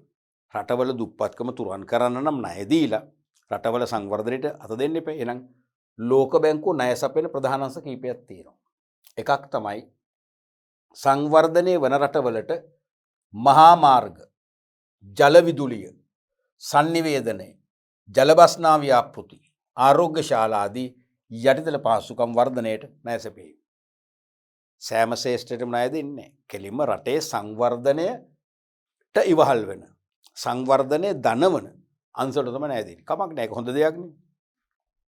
භාණ්ඩ පාරිභෝජනය කරන්න විනෝද වෙන්න ණය දීලා හරියන්නේ නැහැ නේ. මොකද්ද සංවර්ධනය වෙන රටවලට මහා මාර්ග අත්‍යවශ්‍යයි. ජල විදුලිය අවශ්‍යමයි. sannivedana අත්‍යවශ්‍යයි. ජල බස්නා ව්‍යාපෘති. දැන් සමහර රටවල් නිතර ජල ගැලීමට ලක් වෙනවා. මොකද වෙන්නේ? ඒ ආර්ථිකයෙන් අඩපණ වෙනවනේ. එහෙනම් අනිවාර්යයෙන්ම වැසි කාලයට, ගංගා උතුරන කාලයට ඒ උතුරන ජලය ඉක්මනින් මුහුදට බැස යන ව්‍යාපෘති වෙනම හදන්න පුළුවන්. ජල බස්නා ව්‍යාපෘති. අපි හිතමු නිතර පිටාර ගලන වැසි සමයේදී නිතර පිටාර ගලන ගංගාවක් තියෙනවා නම් ඒ ගංගාවට අනුබද්ධව එක පැත්තකින් හෝ පැති දෙකකින් හරි කමක් නැහැ උමං ඇල මාර්ග ඇති කරන්න පුළුවන්. මොකද අර අතිරික්ත ජලය උමං මාර්ගවලින් කෙලින්ම මුහුදට යවන්න පුළුවන්. ප්‍රශ්න ඉවරයි එතකොට. අන්න ඒ වගේ ජලබස්නා ව්‍යාපෘති, අනික ආරෝග්‍ය ශාලා ආදී මොනවද මේ සියල්ලම යටිතල පහසුකම් සංවර්ධනය කරගන්න තමයි ණය දෙන්නේ. දෙවැනි එක සංවර්ධනය වන රටවල් ණයබරින් නිදහස් කිරීමට ණය සැපයීම. අනෙකක් අර වගේ යටිතල පහසුකම් වර්ධනය කරගන්න ණය සපයනවා. දෙවෙනි එක මෙතෙක් සංවර්ධනය වෙමින් පවතින රටවල් වෙනත් රටවලින් ණය අරගෙන ණය බරිත වෙලා තියෙනවා. ඒ ණය ආපසු ගෙවීමේ ලොකු පීඩනයකට හසු වෙලා තියෙනවා. මේ පීඩනයෙන් මිදෙන්නත් ණය මුදහරීම කරනවා. මතකයිනේ අංශ දෙක ලේසින් මතක තියාගන්න. එකක් යටිතල පහසුකම් සංවර්ධනය කරගන්න ණය සපයනවා. අනිත් එක සංවර්ධනය වන රටවල් ණයබරින් මුදව ගන්නත් ණය සපයනවා. ඊළඟට ලෝක බැංකුව සංවර්ධනය වන රටවලට ණය සැපීමට පෙර පනවන මූලික සීමා. මොනක තේරුම් ගන්න ඕනේ. දැන් අපිට පවා ලංකාවට පවා ලෝක බැංකුවට ගිහලා ණය ගන්න පුළුවන්. නිකන් දෙන්නේ නැහැ. ඒක හොඳයි. දැන් නිකන් ණය දීලා ඒ ණයත් විනාශ කරගන්න ඕන තේරුමක් නැහැනේ. ණය දෙන්නව නම් ණය දීමට පෙර මූලික කොන්දේසි දෙකක් පනවනවා. ඒ කොන්දේසි දෙක ලෙසම ක්‍රියාත්මක වෙන්න හැමදාම. නැත්තම් ණය අනාගතේ හම්බ වෙන්නේ නැහැ. ණය නොදෙන්න තීරණය කරනවා. ඒ රට තේරෙනව මොනවද එකක්? එම රටවල පවතින වෙළඳ බාධක පහත හෙළිය යුතුයි. අනිවාර්යෙන් වෙළඳ බාධක පහත හෙලන්න ඕනේ. ඒ කියන්නේ WTO ක ප්‍රාර්ථනා කරන නිදහස් අන්තර්ජාතික වෙළඳාමක් ස්ථාපිත වන පරිදි කටයුතු කරන්න ඕනේ. තේරුණාද? ඒ කියන්නේ සංවර්ධනයේ විමින් පවතින රටවල වෙළඳාම මත බාධක තියෙනවා නම් ඉහළ තීරු බදු, අපනයන පංගු, ආනයන සලාක මෙන්න මේවා පුළුවන් තරම් පහත හෙලන්න ඕනේ. නිදහස් අන්තර්ජාතික වෙළඳාමකට රට හරවන්න ඕනේ. පළවෙනි කොන්දේසිය. දෙවෙනි එක තමයි හැකිතාක් පෞද්ගලික ව්‍යවසායකත්වය දිරිමත් කළ යුතු. දෙවෙනි එක මොකද්ද? පෞද්ගලික ව්‍යවසායකත්වය හැකිතාක් දිරිමත් කරන්න ඕනේ. මොකද ලෝක බැංකුව දන්නවා රාජ්‍ය ව්‍යවසායකත්වයට වඩා පරිණත වූ ක්‍රියාශීලී වූ සේවාවක්. ඒ වගේම ඵලදායි යෙදවුම් මෙහෙවීමක් කරන්නේ රාජ්‍ය ව්‍යවසාය නෙවෙයි පෞද්ගලික ව්‍යවසාය. රාජ්‍ය ව්‍යවසාය යෙදවුම් එකක් භාවිතා කර නිමවුම් දෙකක් බිහි කරනවා නම් පෞද්ගලික ව්‍යවසාය විසින් ඔය යෙදවුම් එක තුලින් නිමවුම් 10ක් බිහි කරන්න පුළුවන්. අන්න ඒ නිසා කියන්නේ කෙලිම ඵලදායි නිෂ්පාදන ක්‍රියාවලිය තියෙනවා. වඩා ඵලදායි නිෂ්පාදන ක්‍රියාවලියක් රටකට උකහා ගන්න පුළුවන් වෙන්නේ පෞද්ගලික ව්‍යවසායන් නිසා තමයි. ලෝක බැංකුව පුළුවන් තරම් පෞද්ගලික ව්‍යවසායකත්වයේ දිරිගන්වන සුළු වැඩසටහන් දියත් කරලා පෞද්ගලික ව්‍යවසායකත්වයට මූලිකත්වය දෙන්න ඕනේ. ඒ කියන්නේ රාජ්‍ය ව්‍යවසාය සීමා කරලා පෞද්ගලීකරණය තුලින් පෞද්ගලික ව්‍යවසායකින් අනිවාර්යෙන් දිරිමත් කරනවා. මොකද එසේ කිරීම තුලින් තමයි රටවල් පහසුවෙන් සංවර්ධනය කළ හැකි. මෙන්න මේ කොන්දේසි දෙකට යටත්ව තමයි මහ බැංකුව ණය දෙන්නේ. ඒ නිසා අනිවාර්යෙන් මෙන්න මේ කොන්දේසි දෙක හොඳට මතක තියාගන්න. විභාගයට ඕක අහන්න පුළුවන්. නෙවෙයි අනිවාර්යෙන්ම අහනවා. ඉතා වැදගත්. තේරෙනවද? ඉතා වැදගත්. මෙන්න මේ කොන්දේසි දෙක. අපි බලමු ඊළඟට ජාත්‍යන්තර මූල්‍ය අරමුදල. ලෝක බැංකුව වගේම වටිනා මෙහෙවරක් කරන ඊළඟ ආයතනය තමයි ජාත්‍යන්තර මූල්‍ය අරමුදල. බොහෝ විට ලෝක බැංකුවටත් වඩා ලෝකේ රටවල් ආර්ථික අගාධයන්ට වැටුණු අවස්ථාවල ඒ ආර්ථික අගාධයෙන් ගොඩ එන්න අත දුන්නේ කවුද? ජාත්‍යන්තර මූල්‍ය අරමුදල. IMF එක, ඉන්ටර්නැෂනල් මනිටරි ෆන්ඩ් IMF ඒකෙත් ලෝගෝ එක මතක තියාගන්න.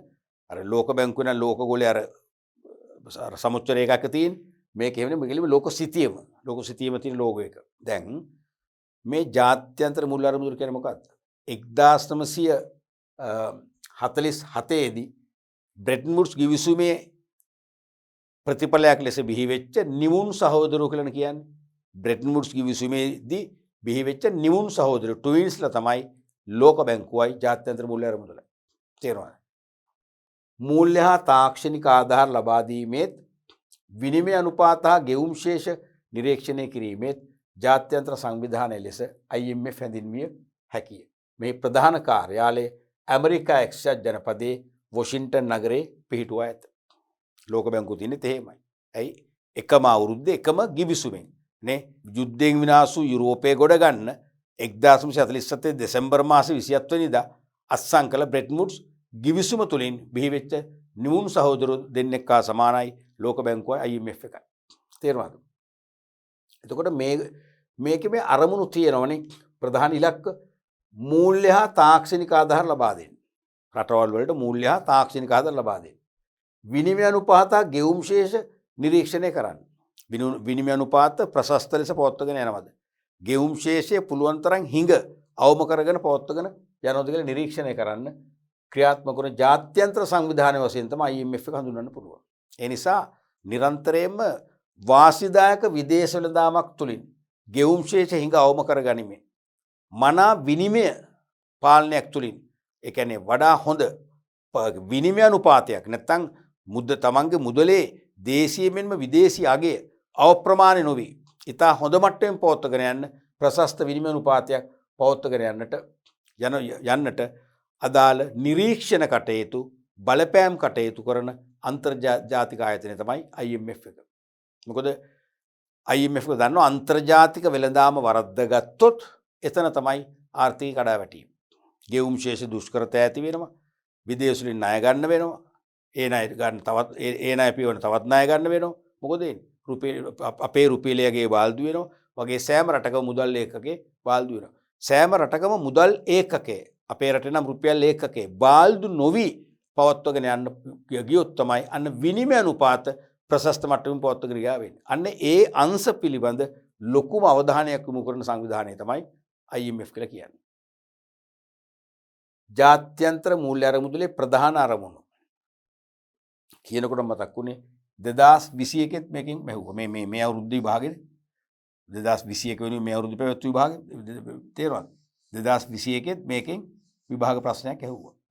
ඊට කඩලුත් මේක වාර කීපයකදම ඇහුවා.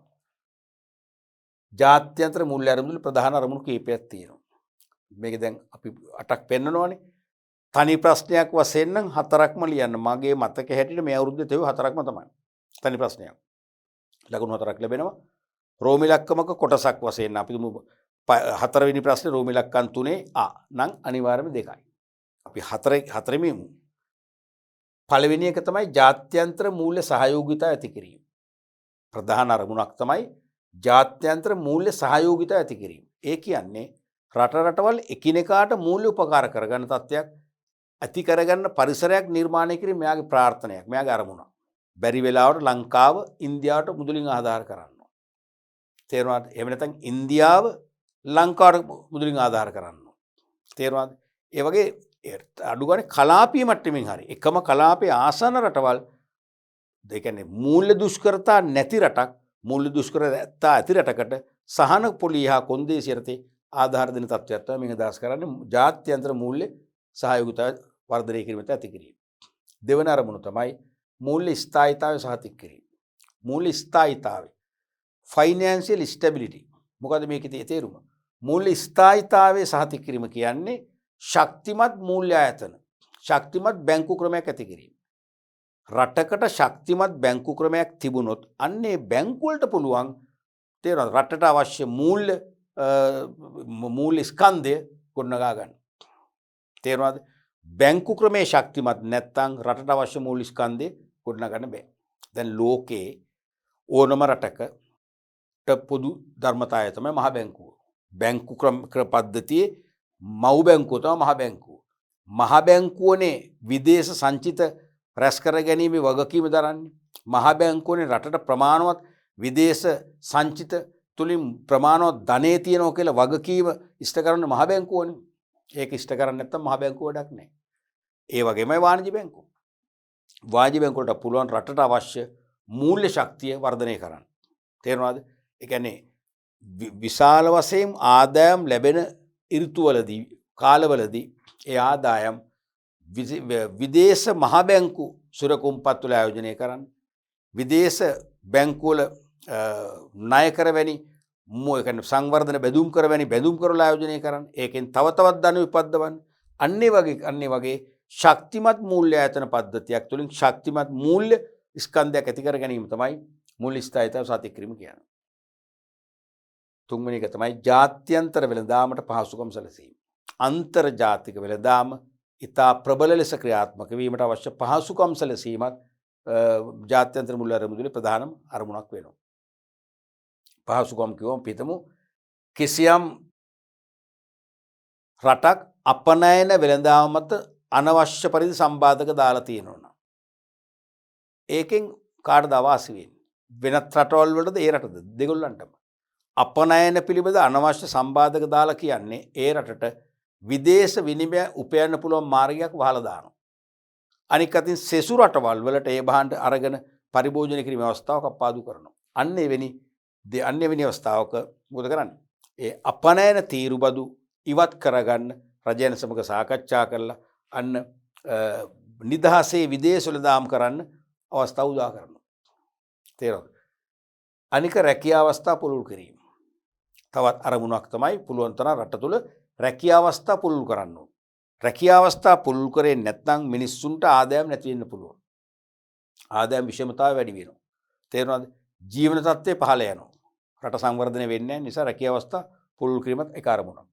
අනික තිරසර ආර්ථික සංවර්ධනය. ලෝක බැංකුව වාගෙම ලෝක බැංකුවේ නියුන් සහෝදරය වන IMF එකෙත් අරමුණක් තමයි මොකද්ද? තිරසර ආර්ථික සංවර්ධනය. අනාගත පරපුරේ සම්පත් විනාශ නොකර අනාගත පරපුරට සම්පත් සංරක්ෂණය කරමින් වර්තමාන පරපුරේ අවශ්‍යතා ඉෂ්ට කරගන්න ජාතික නිෂ්පාදනයක් පවත්වාගෙන යාම තමයි තිරසර සංවර්ධනය කියන්නේ. ඊළඟට දුප්පත්කම අඩු කිරීම. ලෝක බැංකුවේත් මූලික අරමුණක් වුණා.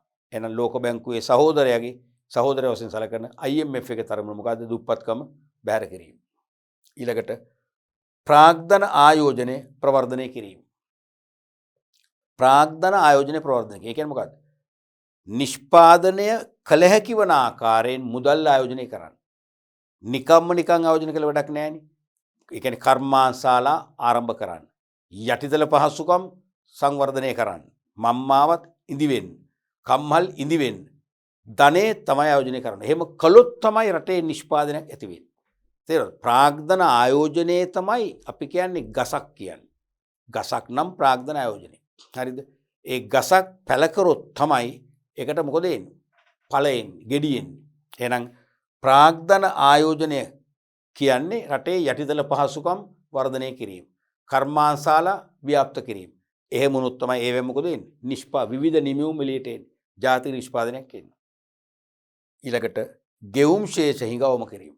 මේ ගෙවුම් ශේෂ හිඟය කියන එක මහා අවදානම්කාරී තත්වයක්. නැත්තම් ආර්ථිකයක ක්‍රියාත්මක වන අඳුරු වලාවක් හා සමානයි ගෙවුම් ශේෂ හිඟ කියන එක. අඳුරු වලාවක් හා සමානයි.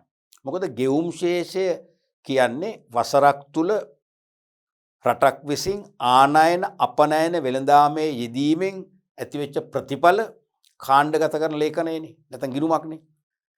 ආනයන වියදමට වඩා අපනයන ආදායම් ලැබුණොත් හොඳයි. වාසි සහගතයි. ඒකට අපිට විදේශ ධනෙ ලංකාවට එනවා. එන ලංකාවේ මොකද වෙන්නේ? විදේශ සංචිත ඉහළ යනවා. ඩොලර් ඉහළ යනවා. නමුත් අපනයන ආදායම ඉක්මවා ආනයන උනොත් මොකද වෙන්නේ? අවාසිය. එහෙනම් විදේශ සංචිත අපිට හිමි වෙලා යනවා. මේක තමයි ආර්ථිකයේ අර්බුදකාරී තත්ත්වයට පත් කරන ප්‍රධානම මුවදුර වෙන්නේ. දැන් මොකද වෙන්නේ? මේ හිඟ පියවන්න ණය ගන්නවා. ඒ ණය වලට පොලී ගෙවන්න ඕන. ඒ ණය පියවන්න තවත් ණය ගන්න වෙනවා. අනික ඒ ණය වලට වාරික වශයෙන් අපි ජාතික ධනය කැප කරනකොට රටේ ජනතාවට දෙන්න පුළුවන් සහන කප්පාදු කරන්න වෙනවා. භාණ්ඩවල මිල වැඩි කරන්න වෙනවා. උද්දමනය ඇති වෙනවා.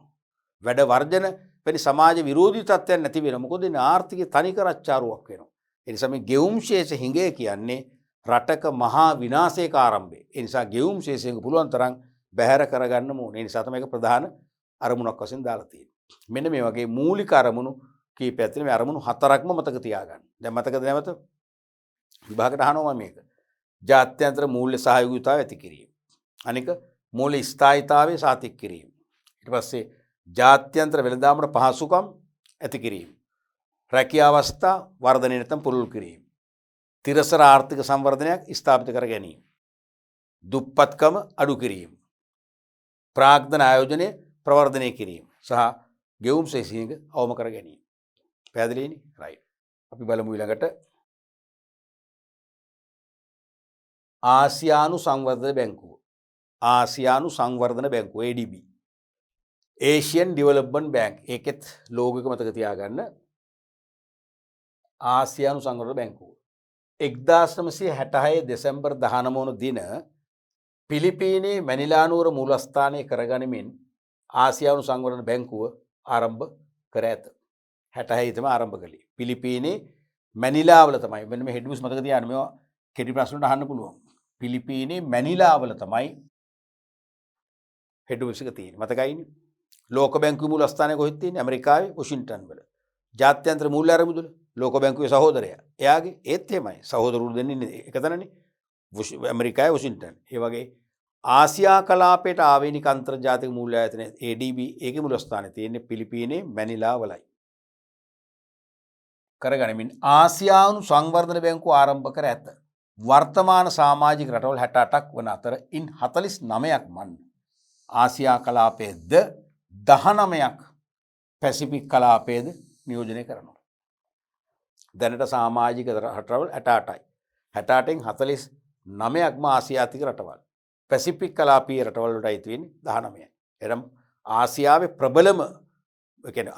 ප්‍රබලම දායකත්වයේ තියෙන නිසා තමයි මේකට ආසියානු සංවර්ධන බැංකුව කියලා නම් කරලා තියෙන්නේ. සමාජික රටවල සමාජීය එකක් සමාජීය ආර්ථික සංවර්ධනය ප්‍රවර්ධනය කිරීම තමයි දෙවෙනි එක. එකක් සමාජීය සංවර්ධනය අනිත් එක ආර්ථික සංවර්ධනය ප්‍රවර්ධනය කිරීම මෙහි අරමුණ වේ. ඒ සඳහා සමාජික රටවලට ණය හා ආධාර සපයමින් එම රටවල දුප්පත්කම නැති කිරීමට මෙම බැංකුව කටයුතු කරයි. එහෙනම් ලංකාවත් මේක සමාජිකයන්නේ. සමාජික රටවල් වල සමාජ සංවර්ධනයක් ආර්ථික සංවර්ධනයක් තහවුරු කිරීම තමයි අරමුණ වෙන්නේ. එම අරමුණ සපුරාලීම සඳහා සමාජික රටවල් වලට එක පැත්තකින් ණය සපයනවා. පුලියක් යටතේ. අනෙක් පැත්තෙන් ආධාර. ආධාර කියන්නේ ණයම තමයි. හැබැයි ණය වලට වඩා මොකද කියන්නේ සෞම්‍යයි ආධාර. වැඩි කාලයක් දෙනවා ගෙවන්න. ඒතර අපිට වාරිකේ චුට්ට ගෙවන්න පුළුවන්. සාපේක්ෂව පුලි ඉතාම අඩුයි. ආධාර කියන්නේ ණයවලද එහෙම නැහැ. නියමිත කාලෙදී අය කරනවා, නියමිත පුලිය ගන්නවා. ඔය ක්‍රම දෙකෙන්ම ආධාර කරනවා. ආසියානු කලාපයේ සමාජිකයන් 49ටයි පැසිෆික් කලාපයේ සමාජිකයන් 19 දෙනාටමයි ඒගොල්ලන්ගේ රටවල ආර්ථික ශක්තිය වැඩි කරගෙන ඒ රටවල දුප්පත්කම නැති කර ගැනීම සඳහා ලෝක බැංකුවත් ජාත්‍යන්තර මූල්‍ය අරමුදලත් දෙකේම අරමුණක් වුණා රටවල දුප්පත්කම තුරන් කිරීම. ඒට අමතරව ආසියා කලාපයේ මූල්‍ය ආයතනය වන ආසියානු සංවර්ධන බැංකුවත් අරමුණක් වෙනවා දුප්පත්කම බැහැර කිරීම. පැහැදිලිනේ? අපි බලමු ඊළඟට වෙළඳ සංගම්, වෙළඳ ගිවිසුම් හා ජාත්‍යන්තර සංවිධාන විදේශ වෙළඳාමට විවිධ බලපෑම් ඇති කරයි. තේරුණාද? වෙළඳ සංගම්, වෙළඳ ගිවිසුම්, ජාත්‍යන්තර සංවිධාන. ඕක අපි මාතෘකා තුන මේ තුනෙන්ම විදේශ වෙළඳාමට විවිධ බලපෑම් ඇති කරනවා. මොනවද මේ බලපෑම්? පළවෙනි එක තමයි නිදහස් වෙළඳාමට එරෙහි තීරුබදු හා තීරුබදු නොවන බාධා ඉවත් කිරීම. නිදහස් වෙළඳාමට එරෙහි. ඒ කියන්නේ මොකද්ද? නිදහස් වෙළඳාමට බාධාකාරී කියන එක මේ එරෙහි කියන්නේ. නිදහස් වෙළඳාමට බාධාකාරී. බාධාකාරී ඕනනම් වන. බාධාකාරී වන. නිදහස් වෙළඳාමට බාධාකාරී වන තීරුබදු හා තීරුබදු නොවන බාධක ඉවත් කිරීම. හරිනේ පොදුයිනේ. ඒක ජාත්‍යන්තර වෙළඳ කිවිසුම. ඉන්දු ලංකා වෙළඳ කිවිසුම කියන ජාත්‍යන්තර වෙළඳ කිවිසුම. WTO World Trade Organization කියන ජාත්‍යන්තර සංවිධානය. ඒ වගේම නැෆ්තා කියන වෙළඳ සංගමය. උදාහරණ වශයෙන් ගත්තා ඒ හැම එකේදීම අපි කතා වුණා නේද? තීරුබදු සහ තීරුබදු නොවන බාධා ඉවත් කරගන්න ඒ කිවිසුම ගහන්නේ සන්දානගත වෙන්නේ. එහෙනම් මේ හැම එකක්ම උත්සාහ කරනවා තීරුබදු හා තීරුබදු නොවන බාධක අයින් කරලා නිදහස් අන්තර්ජාතික වෙළඳාමක් ප්‍රවර්ධනය කරගන්න. හැමෝටම පොදුයි ඒක. දෙවෙනි එක තමයි රටවල් අතර සහයෝගීතාවය වර්ධනය වීම. දැන් මේ ඕනම විදියකින් එක්ක ජාත්‍යන්තර වෙළඳ කිවිසුමක් එක්ක ජාත්‍යන්තර සංවිධානයක් තේරෙනවද? දැන් අපි WTO එකට නැත්නම් ලෝක වෙළඳ සංවිධානයේ සමාජිකත්වයේ ගන්නෙමයි එකක් සහයෝගීතාවයට. සමාජිකත්වයේ ගත්තේ නැත්නම් ඒගොල්ලෝ හිතන්නේ අපි ඒ සංවිධානයට විරුද්ධයි. ඒ සංවිධානයේ සමාජිකයන් එක්ක අපේ ගනුදෙනුවක් නැහැ. තේරුණාද? අන්න ඒ නිසා පැහැදිලිවම රටවල් අතර මේ ජාත්‍යන්තර සංවිධානයක් ඇති කරගන්නවාද ජාත්‍යන්තර වෙළඳ කිවිසුමක් ඇති කරගන්නවාද ස්වයංක්‍රීයව රටවල් අතර සහයෝගීතාවයක් නිර්මාණය වෙනවා. පැහැදිලිනේ? ඊළඟට තුන්වෙනි එක වෙළඳ කිවිසුම් හරහා තම රටේ නිෂ්පාදිත සඳහා ස්ථිර වෙළඳ පොළක් හිමි වෙනවා. වෙළඳ කිවිසුම් හරහා තම රටේ නිෂ්පාදිත සඳහා ස්ථිර වෙළඳ පොළක් හිමිවීමක් ඇති වෙනවනේ. ඇයි? මේ කිවිසුම් නිසා අනිවාර්යයෙන්ම සහන කොන්දේසි යටතේ සහන මිල ගණන් යටතේ තීරුබදුත් නැහැ නේ. තීරුබදු බාධා අයින් කරාම අඩු මිලක් ඇති වෙනවා. ඒ නිසා අනිවාර්යයෙන්ම ඒ අඩු මිලක් සහිත භාණ්ඩ මිලදී ගත හැකි ස්ථිර වෙළඳ පොළක් නිර්මාණය වීම ස්වයංක්‍රීයව ඇති වෙනවාමයි. ඒක දැන් උදාහරණයක් වශයෙන් දැන් වෙළඳ කිවිසුමක් තුලින් යම් රටක් පොරොන්දු වෙනවා මාසයකට මෙච්චර ප්‍රමාණයක් දෙනවා කියලා. ඉතින් ඒක අනිවාර්යෙන් ලැබෙනවා. ඒතර මාකට් එක ස්ථිරයි. භාණ්ඩ නැති වෙන්නේ. භාණ්ඩ නැත්නම් වෙළඳ පොළක් නැහැ. භාණ්ඩ සුලභ වෙනවා. තේරෙනවද? සමාජික සෑම රටකටම සමාන වරප්‍රසාද හිමිවීම. ඒක වෙනවනේ. දැන් ඔබට මතක ඇති අපි ඉස්සල පරිච්ඡේදයෙන් කතා කරා ජාත්‍යන්තර සංවිධානය යටතේ ලෝක වෙළඳ සංවිධානය. ලෝක වෙළඳ සංවිධානයේ මොකද්ද? එක අරමුණක් නැත්නම් එක මූලධර්මයක්. එක දර්ශනයක් මොකද්ද? සෑම රටකටම සමානව සැලකීම. සෑම රටකටම සමානව සැලකීම. හරිනේ? එහෙනම් ඒකෙම ඔප්පු වෙනවා සෑම රටකටම සමාන වරප්‍රසාද හිමි කරගන්න පුළුවන්. දැන් ද්විපාර්ශ්වික වෙළඳ කිවිසුමක් ඇති කරගත්ත කියන්නකෝ. ඉන්දු ලංකා වෙළඳ කිවිසුම. කාටද වාසි? දෙගොල්ලන්ටම. හැමෝටම එන වරප්‍රසාද සමාන වෙනවා. ඊළඟට ගෝලීය මූල්‍ය සහයෝගීතාව වර්ධනය වීම හා මූල්‍ය ස්ථායීතාව සහතික වීම. තේරුණාද? ගෝලීය මූල්‍ය සහයෝගීතාව වර්ධනය වීම හා මූල්‍ය ස්ථායීතාව සහතික වීම. ඒ කියන්නේ ගෝලීය වශයෙන් මුළු ලෝකෙම රටවල් අතර එකිනෙකා මූල්‍ය සහයෝගීතාවය කියන්නේ මුදල් අතිරික්තතා ඇති රටවල් මුදල් ඌනතා ඇති රටවල් වලට මූල්‍ය ආධාර කරනවා. හරිද? සෑම රටකම ශක්තිමත් බැංකු පද්ධති ඇති කරලා මූල්‍ය ස්ථායීතාවයක් ගොඩනගා ගන්න අනිවාර්යයෙන්ම ක්‍රියාත්මක වෙනවා. මේ සංවිධාන හරහා ගිවිසුම හරහා ඒ තත්ත්වය අනිවාර්යයෙන්ම උදා වෙනවා. ඊළඟට රැකී ආරක්ෂා පුළුල් වීම හා තිරසර ආර්ථික සංවර්ධනය තිරසාර ආර්ථික සංවර්ධනය සහ දුප්පත්කම අඩු වීම. අනිවාර්යයෙන්ම රැකියා අවස්ථා පුළුල් වෙනවා. තිරසාර ආර්ථික සංවර්ධනයක් තහවුරු වෙනවා. ඒ වගේම සෑම රටකම දුප්පත්කම අඩු වෙලා යනවා. මෙන්න මේ වගේ ප්‍රතිලාභ මේ වගේ බලපෑම් ගණනාවක්ම වෙළඳ සංගම් ඒ වගේම ජාත්‍යන්තර සංවිධාන ඒ වගේම වෙළඳ කිවිසුම් තුලින් නිර්මාණය වෙනවා. පැහැදිලිනේ? එතකොට දරුවනේ අපි අද පාඩම් පරිච්ඡේදයෙන් ඊටාම වටිනා කොටසක් සාකච්ඡා කළා. ව්‍යාපාරද්දනේ ප්‍රශ්න පත්‍රයේ තුල නිරන්තරයෙන්ම ප්‍රශ්නයක් යොමු වෙන ඒකකයක් කියලා මම ආරම්භයේදීම කිව්වා. තේරෙනවද? අපි වටිනාම කොටසක් අපි කතා කරේ විශේෂයෙන්ම ජාත්‍යන්තර සංවිධාන. ලෝක වෙළඳ සංවිධානය, ලෝක බැංකුව, ජාත්‍යන්තර මූල්‍ය අරමුදල අපේ ලංකාවේ පොදෙන් කතා බහට ලක් වෙන මාතෘකාවක් නේ. අතිශය වැදගත්. අපි කිව්ව නිදහස් අන්තර්ජාතික වෙළඳාමක්. නිදහස් අන්තර්ජාතික වෙළඳාමක් නිර්මාණය කර පවත්වගෙන යාමට සක්‍රීය දායකත්වය ලබා දෙන්නේ මොකෙන්ද? ලෝක වෙළඳ සංවිධානය. ඩේවිඩ් රිකාඩෝ විසින් හඳුන්වා දීපු සාපේක්ෂ වාසි න්‍යාය තුලින් ඇතිවෙච්ච නිදහස් අන්තර්ජාතික වෙළඳාම ඒ රිකාඩෝ නතර කළ තැන සිට ඉදිරියට අරගෙන යන්නේ කවුද? WTO වල කිව්වා. ලෝක වෙළඳ සංවිධානය. එතකොට මේ ලෝක වෙළඳ සංවිධානයේ සුවිශේෂී මූලධර්ම අපි කීපයක් කිව්වා. සෑම රටකටම සමානව සලකනවා. විනිවිද භාවයෙන් යුතුව කටයුතු කරනවා. තේරෙනවද? ඒ වගේම අභ්‍යන්තර කටයුතු ලැඟිලි ගහන්නේ නැහැ සමාජික රටවල. නිදහස තියෙනවා. සමාජික රටවල් වලට වෙළඳ ආරක්ෂණ කිවිසුම් ඇති කරගන්න බාධාවක් නැහැ කියලා කිව්වා. මතකනේ? වැදගත්ම ටිකක් කිව්වා. අනික ලෝක බැංකුව. ලෝක බැංකුව මූලික ඉලක්ක දෙකක් අපි කිව්වා. එකක් මොකද්ද? රටවල් වල දුප්පත්කම නැති කිරීම. අනිත් එක රටවල් තුල තිරසර නැත්තම් තිරසාර සංවර්ධනයක් උදා කර ගැනීම. ඒ සඳහා ලෝක බැංකුව රටවල් වෙත ණය දෙනවා කියලා කිව්වා. විශේෂයෙන්ම ණය දෙන ශ්‍රේෂ්ඨ දෙකක් කිව්වා. මොකද්ද? විශේෂයෙන්ම දුප්පත් රටවල සංවර්ධනයේ වෙමින් පවතින රටවල යටිතල පහසුකම් සංවර්ධනය කරගන්න. බල ශක්තිය, ඒ වගේම මහා මාර්ග, ජල ප්‍රවාහන කටයුතු වගේ යටිතල පහසුකම් සංවර්ධනය කර ගැනීම සඳහා ණය සපයනවා කියලා කිව්වා. අනිත් එක සංවර්ධනයේ වන රටවල් ණයබරින් මුදවා ගැනීම සඳහා ඒගොල්ලෝ ණය ගැති වෙලා තියෙන ණයබරින් මුදවා ගැනීම සඳහා ණය සපයනවා කියලා කිව්වා. ඒ ණය ලබා දෙන්න පූර්ව කොන්දේසි දෙකක් දාන ලෝක බැංකුව. මතකද? එක කොන්දේසියක් තමයි වෙළඳ සම්බාධක අයින් කිරීම.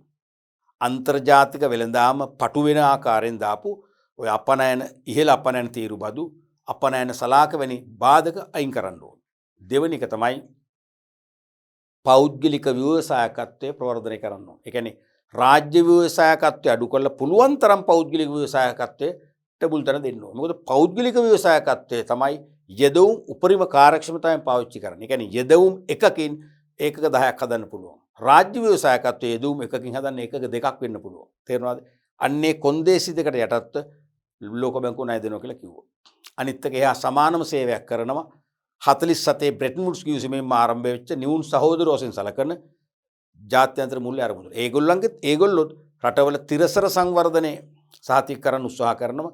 දුප්පත්කම නැති කරන්න උත්සාහ කරනවා. ඒ වගේම විශේෂයෙන්ම යටිතල පහසුකම් සංවර්ධනය කරගන්න ගෙවුම් ශේෂ විශේෂයෙන් මතක තියාගන්න ගෙවුම් ශේෂ කිව්වොත් වාදයක් නැහැ. අනිවාර්යයෙන්ම ලෝක බැංකුව නෙවෙයි IMF එක.